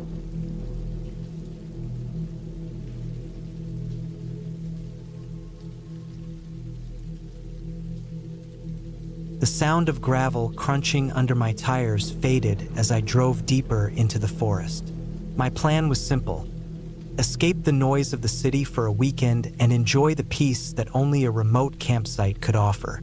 I had found a spot online, a small clearing near a quiet lake, miles away from any marked trails. It seemed perfect, isolated, serene, and untouched by crowds. After parking my car at the edge of the forest, I hoisted my backpack onto my shoulders and began the hike. The late afternoon sun filtered through the tall pines, casting long shadows across the forest floor. The air smelled of damp earth and pine needles, a welcome contrast to the exhaust fumes and pavement I had left behind. My gear felt heavier with each step, but the thought of the tranquil lake kept me moving. The trail was faint, more of a suggestion than a path. I had to rely on my GPS and the directions I'd memorized from the website. After an hour of hiking, the trees began to thin, and I caught my first glimpse of the water. The lake was small, almost perfectly round, with crystal clear water that reflected the sky like a mirror. The clearing was just big enough for my tent and a small fire pit. It was everything I'd hoped for, I set up my tent quickly, eager to relax before nightfall. The forest around me was alive with the sounds of birds and the occasional rustle of leaves as a squirrel darted by. Once the tent was pitched and my sleeping bag unrolled, I gathered some wood for a fire. The task was easy. The ground was littered with dry branches. By the time the sun dipped below the treetops, I had a small fire crackling away. I cooked a simple meal over the flames and ate while watching the lake. As darkness fell, the sounds of the forest changed. The birds quieted, replaced by the steady chorus of crickets and the occasional hoot of an owl. The air grew cooler, and I wrapped myself in a jacket, leaning back against a log. The stars above were brighter than I'd ever seen them, unobscured by city lights. For the first time in weeks, I felt completely at peace. That peace didn't last. It started with a sound. At first, I thought it was just the wind, a faint rustling in the bushes behind my tent. I ignored it, convincing myself it was nothing. But then it came again, louder this time. It wasn't the random swish of leaves in the breeze. It was deliberate, like something moving through the underbrush. I froze, straining to hear over the crackle of the fire. The sound stopped. I told myself it was probably an animal, a deer maybe, or a raccoon. Nothing to worry about. I'd seen no signs of bears in the area, and I had stored my food in a sealed container far from my tent. Still, I couldn't shake the feeling that something wasn't right. The forest seemed too quiet now, as if the crickets and frogs had decided to hold their breath. After a few minutes, I forced myself to relax. I fed another log to the fire and sipped from my water bottle, trying to focus on the warmth of the flames and the beauty of the night sky. The rustling didn't come back, and I began to feel silly for being so jumpy. By the time I crawled into my tent, the fire had burned down to embers. I zipped the tent shut, slid into my sleeping bag, and closed my eyes. The ground beneath me was hard, but I was exhausted from the hike and drifted off quickly. I woke up to the sound of snapping branches. My eyes flew open, heart pounding. The noise was close, too close. I lay still, listening. The sound came again, followed by the unmistakable crunch of footsteps on dry leaves. Whoever or whatever was out there was just beyond the thin fabric of my tent. I reached for my flashlight, moving as quietly as possible. My fingers trembled as I switched it on. The beam of light pierced the darkness, illuminating the inside of the tent, but doing little to dispel the shadows outside. I held my breath, listening. The footsteps had stopped. For what felt like an eternity, I lay there, flashlight in hand, ears straining for any sound. The forest was silent again, but this time, the silence felt oppressive. I debated what to do. Should I call out, unzip the tent and look outside, or stay where I was and hope whatever was out there would move on? Minutes passed, and nothing happened. Gradually, my racing heart began to slow. I convinced myself it must have been an animal, perhaps a curious deer or a fox. I lay back down, but sleep didn't come easily. Every creak and rustle outside made me tense up, waiting for the footsteps to return. The next morning, the forest felt different. The bright sunlight and chirping birds did little to erase the unease that had settled over me. As I stepped out of my tent, I noticed something that made my stomach drop. The ground around my campsite was disturbed. The soft dirt bore several footprints, human footprints. They were large, too large to be my own, and they circled my tent. I stood there, staring at the tracks, my mind racing. Someone had been here, watching me while I slept. The thought made my skin crawl. I scanned the clearing, looking for any other signs of intrusion. My food container was untouched, and nothing appeared to be missing, but the presence of those footprints was enough to set me on edge. I decided to pack up and leave. As much as I had looked forward to this trip, I couldn't shake the feeling that staying here was a bad idea. I stuffed my gear into my backpack, doused the fire pit with water, and began the hike back to my car. The whole time, I couldn't shake the feeling that I was being watched. The hike out felt longer than the hike in. Every snap of a twig, every rustle of leaves, made me whip my head around, searching for the source. The forest that had seemed so inviting yesterday now felt menacing. I quickened my pace, my heart pounding in time with my footsteps. When I finally reached my car, I let out a breath I hadn't realized I was holding. I tossed my backpack into the trunk and climbed into the driver's seat, locking the doors behind me. As I started the engine and began the drive back to civilization, I couldn't shake the feeling that I had narrowly avoided something terrible. Even now, weeks later, I can't explain what happened that night. I've thought about it endlessly, trying to make sense of the footprints and the sounds. Was it a prank? A coincidence? Or something more sinister? All I know is that I won't be camping alone again anytime soon.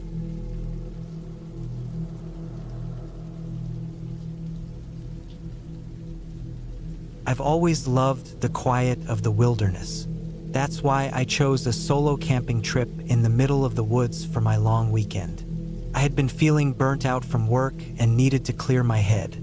The idea of disconnecting from my phone and the stress of daily life felt like the perfect solution. I picked a spot about 2 hours from my town, a dense forest with a hiking trail that wasn't too popular. It was the kind of place where you could go an entire day without seeing another soul. Perfect, I thought. I spent the week preparing. My backpack was packed with everything I thought I'd need. A tent, sleeping bag, food supplies, water bottles, a small stove, a flashlight, extra batteries, a map, and a compass. I even packed a first aid kit just in case. I wasn't inexperienced. I'd done solo camping trips before, though not for a few years. Still, I felt confident. I arrived at the trailhead early in the morning. The parking lot was empty except for one other car. That didn't bother me. The fewer people around, the better. The air was crisp, and the sky was clear. A perfect day to start my hike. I locked my car, hoisted my backpack onto my shoulders, and set off down the trail. The first few hours were uneventful. The trail wound through tall pines and thick underbrush, the ground covered in a soft layer of fallen needles. I kept an eye on the map, making sure I was heading toward the area I'd chosen to set up camp. The quiet was calming, broken only by the occasional rustle of leaves or the distant call of a bird. I stopped for a quick lunch around noon, sitting on a fallen log and enjoying the peace. Everything felt perfect. I reached my chosen campsite by mid-afternoon. It was a small clearing surrounded by trees, far enough from the trail to feel secluded but close enough that I could find my way back easily. I set up my tent and gathered some firewood. By the time the sun started to set, I had a small fire crackling and a hot meal cooking on my little stove. I sat by the fire, watching the flames dance and listening to the forest settle into its nighttime rhythm. The temperature dropped as darkness fell, but the fire kept me warm. I felt at peace. The first night passed without incident. I slept well, waking up early to the sound of birds chirping. After a quick breakfast, I decided to spend the day exploring the area. I left my tent and most of my gear behind, taking only a small day pack with some essentials. I marked my campsite on the map to make sure I could find my way back. The day was sunny but cool, perfect for hiking. As I wandered, I found myself marveling at the beauty of the forest. The sunlight filtered through the trees, casting dappled shadows on the ground. I spotted a deer in the distance and paused to watch it until it disappeared into the trees. Time seemed to slip away, and before I knew it, the sun was starting to dip toward the horizon. I decided to head back to my campsite, using the map and compass to guide me. That's when things started to feel off. At first, it was small things. The trail seemed less distinct than I remembered, and the landmarks I'd noted earlier didn't look quite right. I told myself it was just my imagination. I'd been walking all day, and maybe I was more tired than I realized. But as the sun sank lower and the shadows grew longer, I couldn't shake the feeling that I was going the wrong way. I stopped to check the map again, trying to pinpoint my location. According to the map, I should have been close to my campsite, but nothing around me looked familiar. The trees seemed denser, the underbrush thicker. I decided to backtrack, hoping to find something I recognized. As I turned around, I noticed how quiet it had become. The usual sounds of the forest, birds, rustling leaves, distant animal calls were gone. The silence was oppressive, making the hair on the back of my neck stand up. I kept walking, trying to stay calm. Panic wouldn't help me find my way back, but the more I walked, the more disoriented I felt. It was as if the forest had shifted around me, the familiar paths and landmarks replaced by an endless maze of trees. I pulled out my flashlight as the last light of day faded. The beam cut through the darkness, but it didn't make me feel any less vulnerable. Every shadow seemed to move, and every rustle made me jump. Eventually, I realized I wasn't going to find my campsite before nightfall. I needed to stop and make a temporary shelter. I found a spot under a large tree, cleared away some leaves, and sat down to assess my situation. I still had some water and snacks in my day pack, along with a small emergency blanket. It wasn't ideal, but it would have to do. I wrapped myself in the blanket and tried to get some rest, but sleep wouldn't come. My mind was racing, going over every mistake I might have made to end up here. The night was long and cold.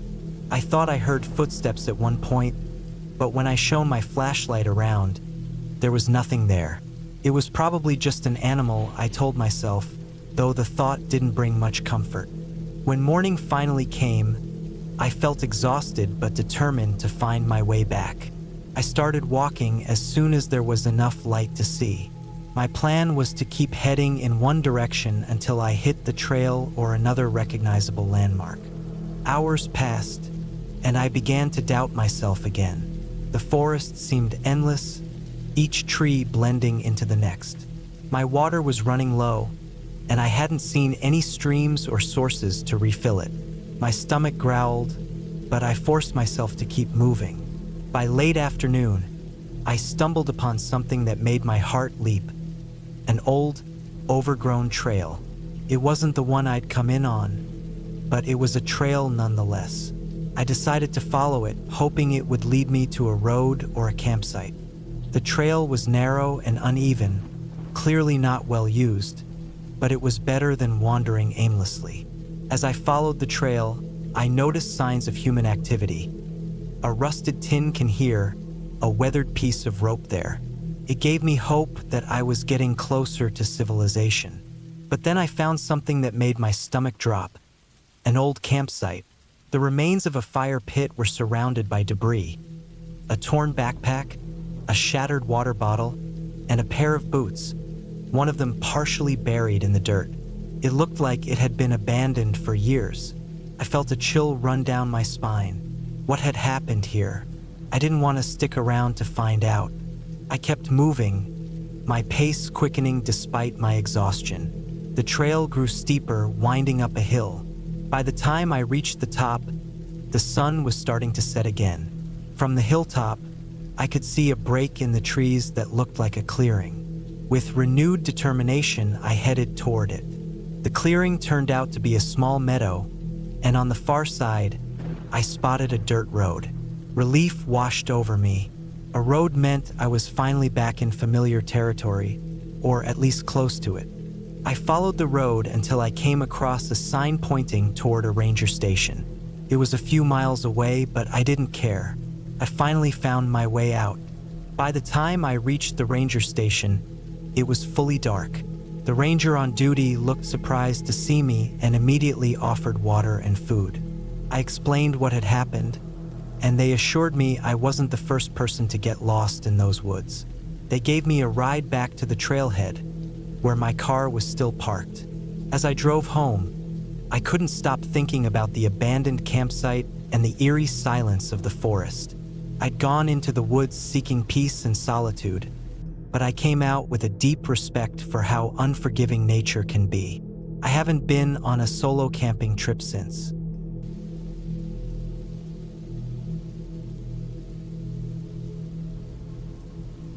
I always loved camping.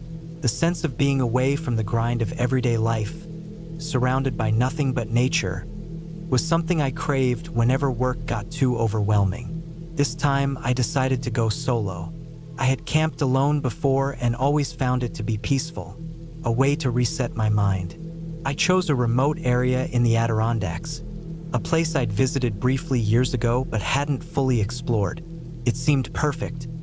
Dense forests, clear lakes, and miles of trails where I could hike without encountering another soul. I arrived early on a Friday morning. The drive itself took nearly 6 hours, but it was worth it. The trailhead parking lot was empty, as I had hoped.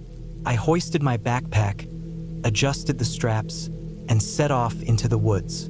The air was crisp, and the only sounds were the crunch of my boots on the dirt path and the occasional rustling of leaves as squirrels darted away. Felt perfect. Exactly what I needed. The hike to the campsite I had picked out was about 8 miles. The trail was narrow, winding through towering pines and overgrown shrubs. Occasionally, I had to duck under fallen branches or step over roots that jutted out like nature's tripwires. I kept my pace steady, stopping only briefly to sip water or adjust my gear. By midday, I reached a small clearing near a lake. The water was calm, reflecting the cloudless sky like a mirror. I decided this would be my home for the next 2 nights. I set up my tent a few yards from the shore, far enough to avoid morning dew but close enough to enjoy the view. I gathered some firewood, stacking it neatly next to a ring of rocks I assembled for a fire pit. By late afternoon, everything was ready. My tent was pitched, my sleeping bag unrolled, and my food supply hung from a high branch to keep it safe from bears. I felt accomplished and settled in for an evening of relaxation. As the sun dipped below the horizon, I lit a fire and cooked a simple meal: rice and dehydrated vegetables. The warmth of the flames felt comforting against the growing chill of the night. Stars began to appear, dotting the sky in a way you can only see far from city lights. It was beautiful. I leaned back against a log, letting the peace of the moment wash over me. The first night passed without incident. I woke early, feeling refreshed. After a quick breakfast, I decided to explore the area. I followed a faint trail that led deeper into the woods, away from the lake. The trees grew denser and the underbrush thicker, but I enjoyed the challenge. I came across signs of wildlife: tracks in the dirt, claw marks on a tree, and even a pile of scat that I assumed belonged to a bear. It reminded me to stay alert, but I wasn't too concerned. I'd taken all the necessary precautions. Around midday, I stumbled upon something odd. It was a small clearing, much like the one I had set up camp in, but this one felt different. The grass was flattened in places, as if something heavy had been dragged across it. A rusted can lay half buried in the dirt, and nearby, I spotted a torn piece of fabric caught on a branch. It was faded and frayed, but it looked like it had once been part of a jacket. I felt a slight unease but brushed it off. People camped out here all the time. Maybe someone had left in a hurry or abandoned old gear. I returned to my campsite by mid-afternoon, tired but satisfied with my exploration. The rest of the day passed uneventfully. I cooked another simple meal, watched the sunset, and settled in for my second night. That's when things started to feel off. It was the sound that woke me. At first, I thought it was the wind, a low, steady rustling that seemed to come from all around. But as I lay there, listening, I realized it wasn't the wind. It was footsteps, slow, deliberate steps, crunching softly on the forest floor. My heart started to race. I sat up, straining to hear more clearly. The footsteps stopped. For a long moment, there was nothing but silence. Then, just as I began to relax, they started again, closer this time. I reached for my flashlight, fumbling with the switch. The beam of light cut through the darkness, illuminating the inside of my tent and the immediate area outside. I couldn't see anything unusual, but the sound persisted. It was coming from the direction of the lake. I debated whether to investigate or stay put. Part of me wanted to unzip the tent and shine my light into the woods, but another part, the smarter part, told me to stay inside. I grabbed the small knife I always kept in my pack and held it tightly. The footsteps stopped again, and the silence that followed was deafening. I sat there for what felt like hours, every muscle in my body tense. Eventually, exhaustion overtook me, and I fell into a restless sleep. Morning came as a relief. The sunlight made everything feel safer, less threatening. I stepped out of my tent and looked around. There were no signs of anything unusual, no tracks, no disturbances in the dirt. I convinced myself it had been an animal. A deer, maybe.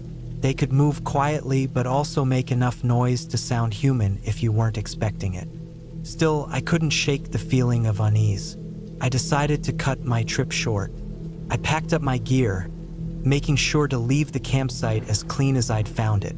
By mid-morning, I was back on the trail, heading toward my car. The hike back felt longer than it should have.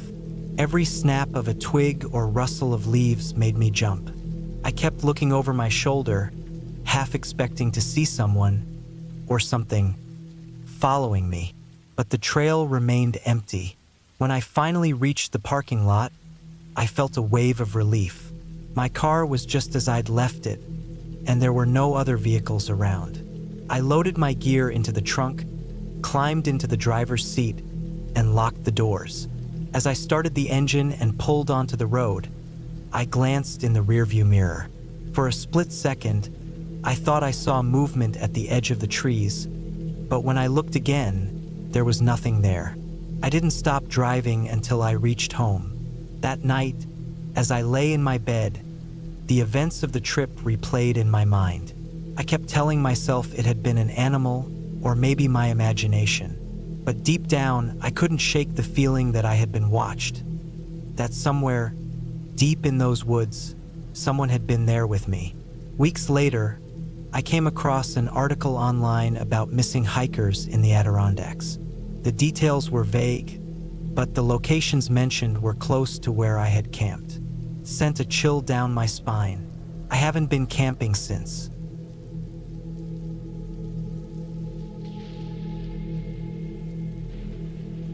I've always loved the quiet of the woods. There's something peaceful about being surrounded by nothing but trees, the rustle of leaves, and the occasional call of a bird. It's a kind of silence that makes you feel alone, but in a good way. At least that's how I used to think. Last year, I planned a solo camping trip to a remote forest area, and it turned out to be an experience I'll never forget. The trip was supposed to be a break from my routine. My job was wearing me down, and I needed an escape. I'd done solo camping before, but this time I wanted to push myself. I picked a location deep in the forest, miles from the nearest road or trail. It was a spot I'd found on a map, a small clearing by a creek. There were no marked trails leading there, and it seemed perfect for the solitude I craved. I spent weeks preparing. I checked my gear multiple times, packed enough food for 3 days, and made sure my phone was fully charged. I even carried a small power bank, though I doubted I'd get any signal out there.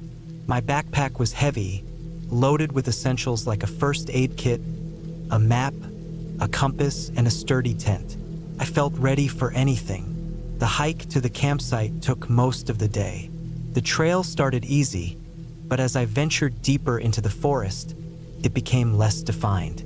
I had to rely on my map and compass to navigate, which added to the sense of adventure. The trees grew denser, their branches forming a canopy that blocked out most of the sunlight. The air felt cooler, and the forest floor was soft with moss and fallen leaves. It was beautiful, the kind of beauty that makes you forget the outside world exists. By late afternoon, I reached the clearing. It was just as I'd imagined. a small patch of grass surrounded by towering trees, with a creek running along one side. The water was clear and cold, and I could hear its gentle flow as I set up my tent. Everything felt perfect. That first night was uneventful. I cooked a simple meal on my portable stove, then sat by the creek, watching the stars. The night sky was incredible, free from the light pollution of the city. The forest was alive with sounds: crickets chirping, the occasional hoot of an owl, and the rustle of leaves in the breeze. I felt at peace. The next morning, I decided to explore the area. I didn't go far, just wandered around the clearing and along the creek. I found some animal tracks near the water, deer, I assumed. There was also a faint trail leading deeper into the woods, but I decided against following it. I didn't want to risk getting lost. Instead, I spent the day relaxing by the creek, reading a book, and enjoying the quiet. Things started to feel off that evening. As the sun dipped below the horizon, the forest seemed to grow darker and quieter than the night before. The usual sounds of wildlife were missing, replaced by an uneasy silence. I tried to brush it off, telling myself I was just imagining things. But as I sat by the fire, I couldn't shake the feeling that I was being watched. I brought a small flashlight, and I used it to scan the trees around the clearing. Nothing, just shadows and branches. Still, the feeling persisted. I decided to turn in early, hoping a good night's sleep would calm my nerves. Didn't. I woke up in the middle of the night to a sound outside my tent. It was faint, like something moving through the underbrush. I froze, listening. The sound came again, closer this time. My heart was pounding as I grabbed my flashlight and unzipped the tent just enough to peek outside. The beam of light revealed nothing but the clearing and the trees beyond. I told myself it was probably an animal, a raccoon or a deer, and tried to go back to sleep. But the sounds continued, sporadic and unsettling. I stayed awake for hours, clutching the flashlight and straining to hear anything that might explain the noises. Eventually, exhaustion overtook me, and I drifted off. The next day, I felt on edge. I couldn't stop thinking about the sounds from the night before. I decided to stay close to the campsite, not wanting to venture too far into the woods. I spent most of the day gathering firewood and making sure my gear was in order. By evening, I'd convinced myself that I was overreacting. After all, I was in the wilderness. Strange noises were to be expected. That night, the sounds returned, louder and more persistent. It wasn't just rustling this time. I heard twigs snapping and something heavy moving through the underbrush. My stomach sank. Whatever it was big. Too big to be a raccoon or a deer. I stayed in my tent, clutching my flashlight and a small camping knife.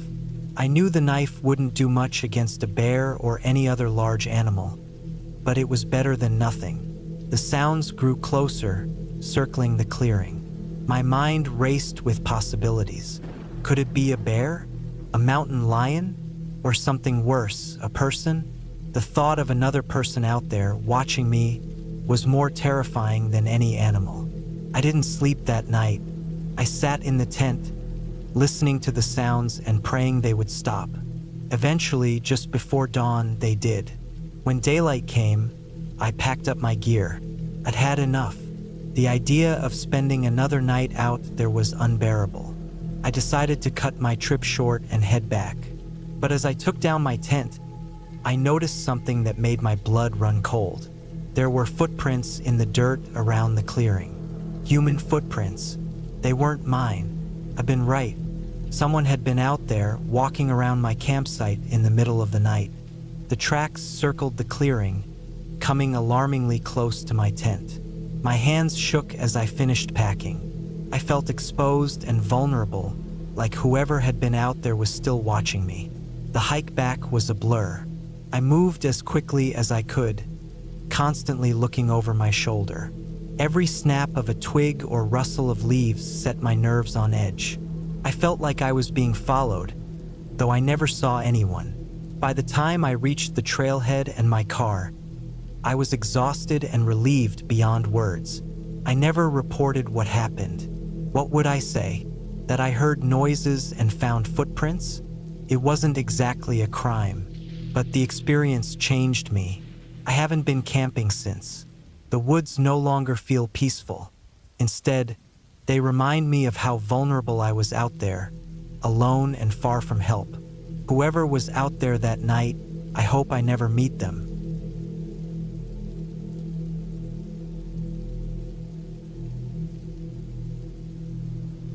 Camping was supposed to be my way of escaping the noise of everyday life. I had always found peace in nature, with the sounds of rustling leaves, chirping birds, and the occasional distant call of an owl. This time, I had planned a solo trip to a secluded area deep in the national forest. The campsite wasn't marked on any official map, but it had been recommended by an old hiking buddy who assured me it was quiet and remote. I set out early on a crisp autumn morning. The drive to the trailhead took longer than expected, with winding roads that seemed to twist endlessly through thick woods. When I finally parked, the area was completely empty. That's exactly what I wanted. No cars, no people, just me and the wilderness. I packed light but made sure to bring the essentials. A small tent, sleeping bag, a portable stove, enough food for 3 days, and my trusty multi-tool. The trail leading to the site was unmarked, so I relied on my GPS and a printed map, just in case. The first few hours of the hike were uneventful. The trail was faint, barely visible in some spots, but I could see signs of old footprints and the occasional weathered marker on a tree trunk. I reached the campsite by mid-afternoon, a clearing surrounded by towering pines with a small stream running nearby. It was perfect. After setting up my tent and arranging my gear, I decided to explore the surrounding area. The forest felt alive, but not in an overwhelming way. It was quiet, almost serene, with only the sound of the stream and the occasional rustle of leaves in the breeze. As the sun began to dip below the treetops, I returned to my campsite to prepare dinner. The temperature dropped quickly, and I was grateful for the warm meal. I ate while watching the sky turn shades of pink and orange before fading into darkness. That night, I was reminded of just how dark the wilderness could get. Without any light pollution, the stars were brilliant, but the forest floor was pitch black. I crawled into my tent, zipped up my sleeping bag, and fell asleep to the soothing sound of the stream. Sometime in the middle of the night, I woke up. It was abrupt, like a switch flipping in my brain. At first, I thought it was just the unfamiliarity of sleeping outside alone, but then I realized there was a new sound. It was faint, almost imperceptible, but it was there. A soft crunching, like footsteps on dry leaves.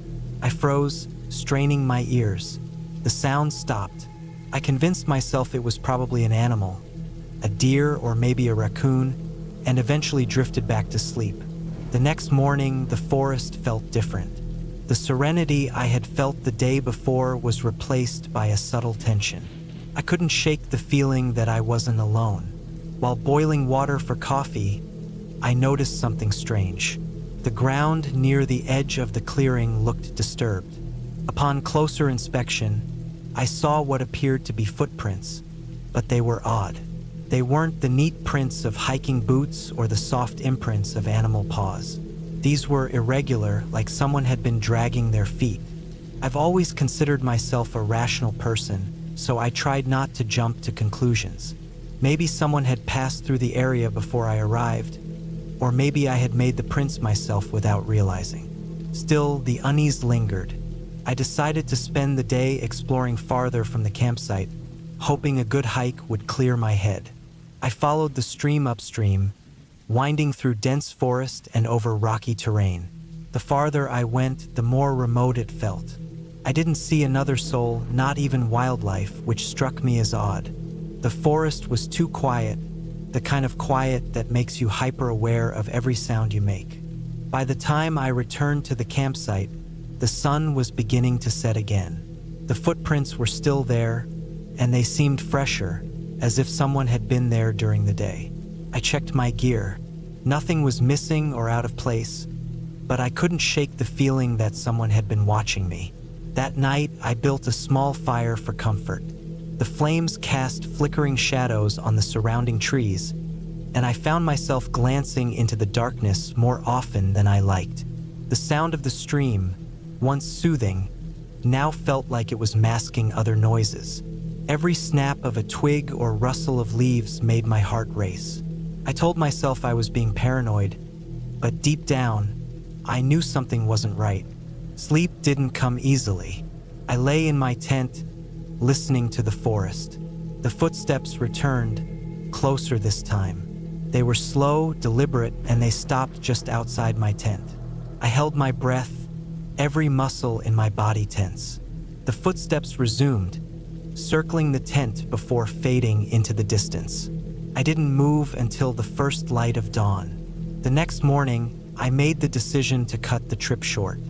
As much as I loved the solitude of the forest, my gut was telling me it was time to leave. While packing up, I couldn't shake the feeling that I was being watched. My movements felt mechanical, my senses heightened to every sound and shadow. The hike back to the trailhead was nerve-wracking. The forest, which had once felt like a sanctuary, now felt oppressive. The trail seemed longer, the trees closer together. I kept glancing over my shoulder, half expecting to see someone or something following me. My mind raced with possibilities. Was it a local who didn't like outsiders? A hermit living off the grid? Or was my imagination running wild? When I finally reached my car, relief washed over me. I loaded my gear as quickly as possible and started the engine. The gravel road leading out of the forest felt endless, but as I left the trees behind, the tension began to ease. Back home, I couldn't stop thinking about the trip. I replayed every moment, trying to make sense of what had happened. The footsteps, the footprints, the feeling of being watched. None of it added up. I told a few friends about the experience, and while most chalked it up to an overactive imagination, one suggested it might have been a squatter or someone living illegally in the forest. That explanation made sense, but it didn't make the experience any less unsettling. I haven't been camping alone since. The forest still calls to me, but now I'm more cautious. I stick to established campsites and bring a friend whenever I can. Nature is beautiful, but it's also unpredictable. Sometimes the things that scare us the most aren't the ones we can see, but the ones we can't.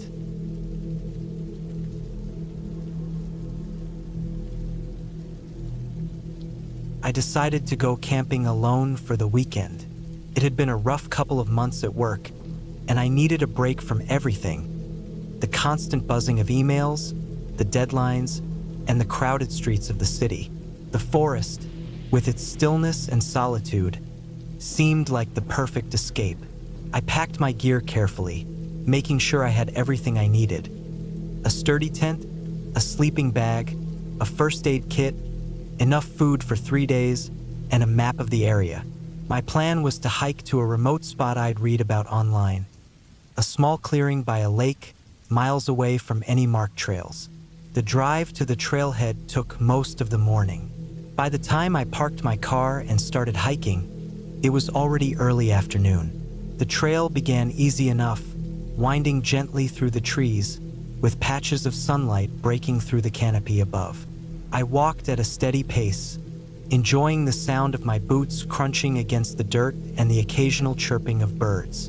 The air smelled fresh, carrying the earthy scent of pine needles and damp soil. For the first time in weeks, I felt a sense of calm settling over me. After about an hour, I left the main trail and ventured onto an unmarked path that I had seen on my map. This was where the hike became more challenging. The ground was uneven, and fallen branches made the going slow. I stopped occasionally to check my compass and make sure I was heading in the right direction. By the time I reached the clearing by the lake, the sun was starting to dip lower in the sky, casting a golden glow over the water. The place was just as beautiful as I'd imagined, peaceful and untouched. There wasn't another soul in sight. I set up my tent close to the treeline, where the ground was flat and dry. After unrolling my sleeping bag and organizing my gear, I gathered some firewood and built a small fire near the lake's edge. As the flames flickered and danced, I cooked a simple meal of instant noodles and jerky. Sitting by the fire, watching the sun set over the water, I felt a rare sense of contentment. The only sounds were the crackling of the fire and the occasional rustle of leaves in the breeze. I told myself that this was exactly what I'd needed. Darkness fell quickly, and with it came a deep silence. The kind of silence you don't get in the city. It was almost oppressive, broken only by the occasional hoot of an owl or the distant croak of a frog. I put out the fire and crawled into my tent, zipping it up tightly behind me. As I lay in my sleeping bag, staring up at the tent's ceiling, I felt the weight of exhaustion pulling me towards sleep. Sometime in the middle of the night, I woke up. At first, I wasn't sure what had disturbed me. I lay still, listening. The forest outside was quiet, save for the faint rustling of leaves. Then I heard it, a faint, rhythmic sound, like something brushing against fabric. It was coming from outside the tent. My heart started to race. I told myself it was probably just the wind, but the sound was too deliberate for that. It was slow and methodical, like someone running their fingers along the side of the tent. I stayed frozen in place, my mind racing. Could it be an animal? A curious raccoon? Maybe, but raccoons didn't usually behave like this. I reached for the flashlight I'd left by my side and clicked it on. The beam of light illuminated the inside of the tent, but it didn't do much to calm my nerves. The sound stopped abruptly. For a long moment, I just lay there, gripping the flashlight, my ears straining for any hint of movement. When nothing happened, I told myself to calm down. It was probably nothing. I eventually drifted back to sleep, though it was fitful and uneasy. The next morning, I stepped out of the tent and looked around. Everything seemed normal at first. The lake was calm, and the forest was bathed in the soft light of dawn. But then I noticed something that made my stomach drop. There were tracks in the dirt around my tent. Not animal tracks, but human footprints. They were fresh, the edges still sharp. Whoever had been out here must have been walking around my campsite while I slept. I felt a chill run down my spine. The clearing was miles away from any trail, and I hadn't seen another person since I started hiking. What were the chances that someone else had decided to camp in the exact same remote spot? And why hadn't they made themselves known? I tried to shake off the unease, telling myself it could have been a lost hiker or even a ranger. But the thought lingered as I went about my morning routine. I decided to stay another night. Packing up and leaving felt like giving in to fear, and I didn't want to ruin the trip over what was probably nothing. I spent the day exploring the area around the lake, taking pictures and jotting down notes in my journal. By the time evening rolled around, I felt more relaxed. The footprints, I convinced myself, were just a coincidence. That night, I built another fire and cooked a simple dinner. As I sat by the fire, I couldn't shake the feeling that I was being watched. The forest around me felt different somehow, as if the trees were leaning in closer, their shadows stretching further. I told myself it was just my imagination, a trick of the light and my own nerves. But when I crawled into my tent that night, I kept the flashlight and a small knife within arm's reach. I woke up again in the middle of the night. This time, it wasn't a sound that woke me, but a feeling. The kind of primal instinct that tells you something is wrong. I lay there, listening, my heart pounding in my chest. Then I heard it. Faint footsteps, moving slowly around the tent. Whoever it was, they were being careful, trying not to make noise. My mind raced through my options. Should I call out? Pretend I hadn't noticed? Or confront them outright? Before I could decide, the footsteps stopped. There was a long pause, and then something pressed against the side of the tent. It was a hand. I could see the outline clearly, the fingers splayed against the fabric. My blood ran cold. I didn't move, didn't even breathe. The hand lingered for what felt like an eternity before it slowly withdrew. Then silence. I stayed awake the rest of the night, clutching the knife in one hand and the flashlight in the other. When the first light of dawn broke through the trees, I unzipped the tent cautiously and stepped outside. The campsite looked the same as before, but the footprints were back, circling the tent. This time, they were deeper, as if whoever had made them had been standing in place for a long time. That was it. I decided to pack up and leave. As quickly as I could, I broke down the tent, stuffed everything into my backpack, and started hiking back the way I'd come. The forest, which had seemed so peaceful before, now felt oppressive. Every rustle of leaves, every snap of a twig, set my nerves on edge. I kept glancing over my shoulder, half expecting to see someone following me. The hike back to the trailhead felt like it took twice as long as the hike in. By the time I reached my car, my legs were aching and my throat was dry. I threw my gear into the back seat and got behind the wheel, locking the doors before I even started the engine. As I drove away, I kept checking the rearview mirror, half expecting to see someone emerge from the trees. I never figured out who it was or what they wanted. Maybe it was just a curious hiker, or maybe it was someone with darker intentions. Either way, the experience left me shaken. I haven't been camping alone since. The forest, once a place of peace and solitude, now feels like a place full of unseen eyes and silent footsteps.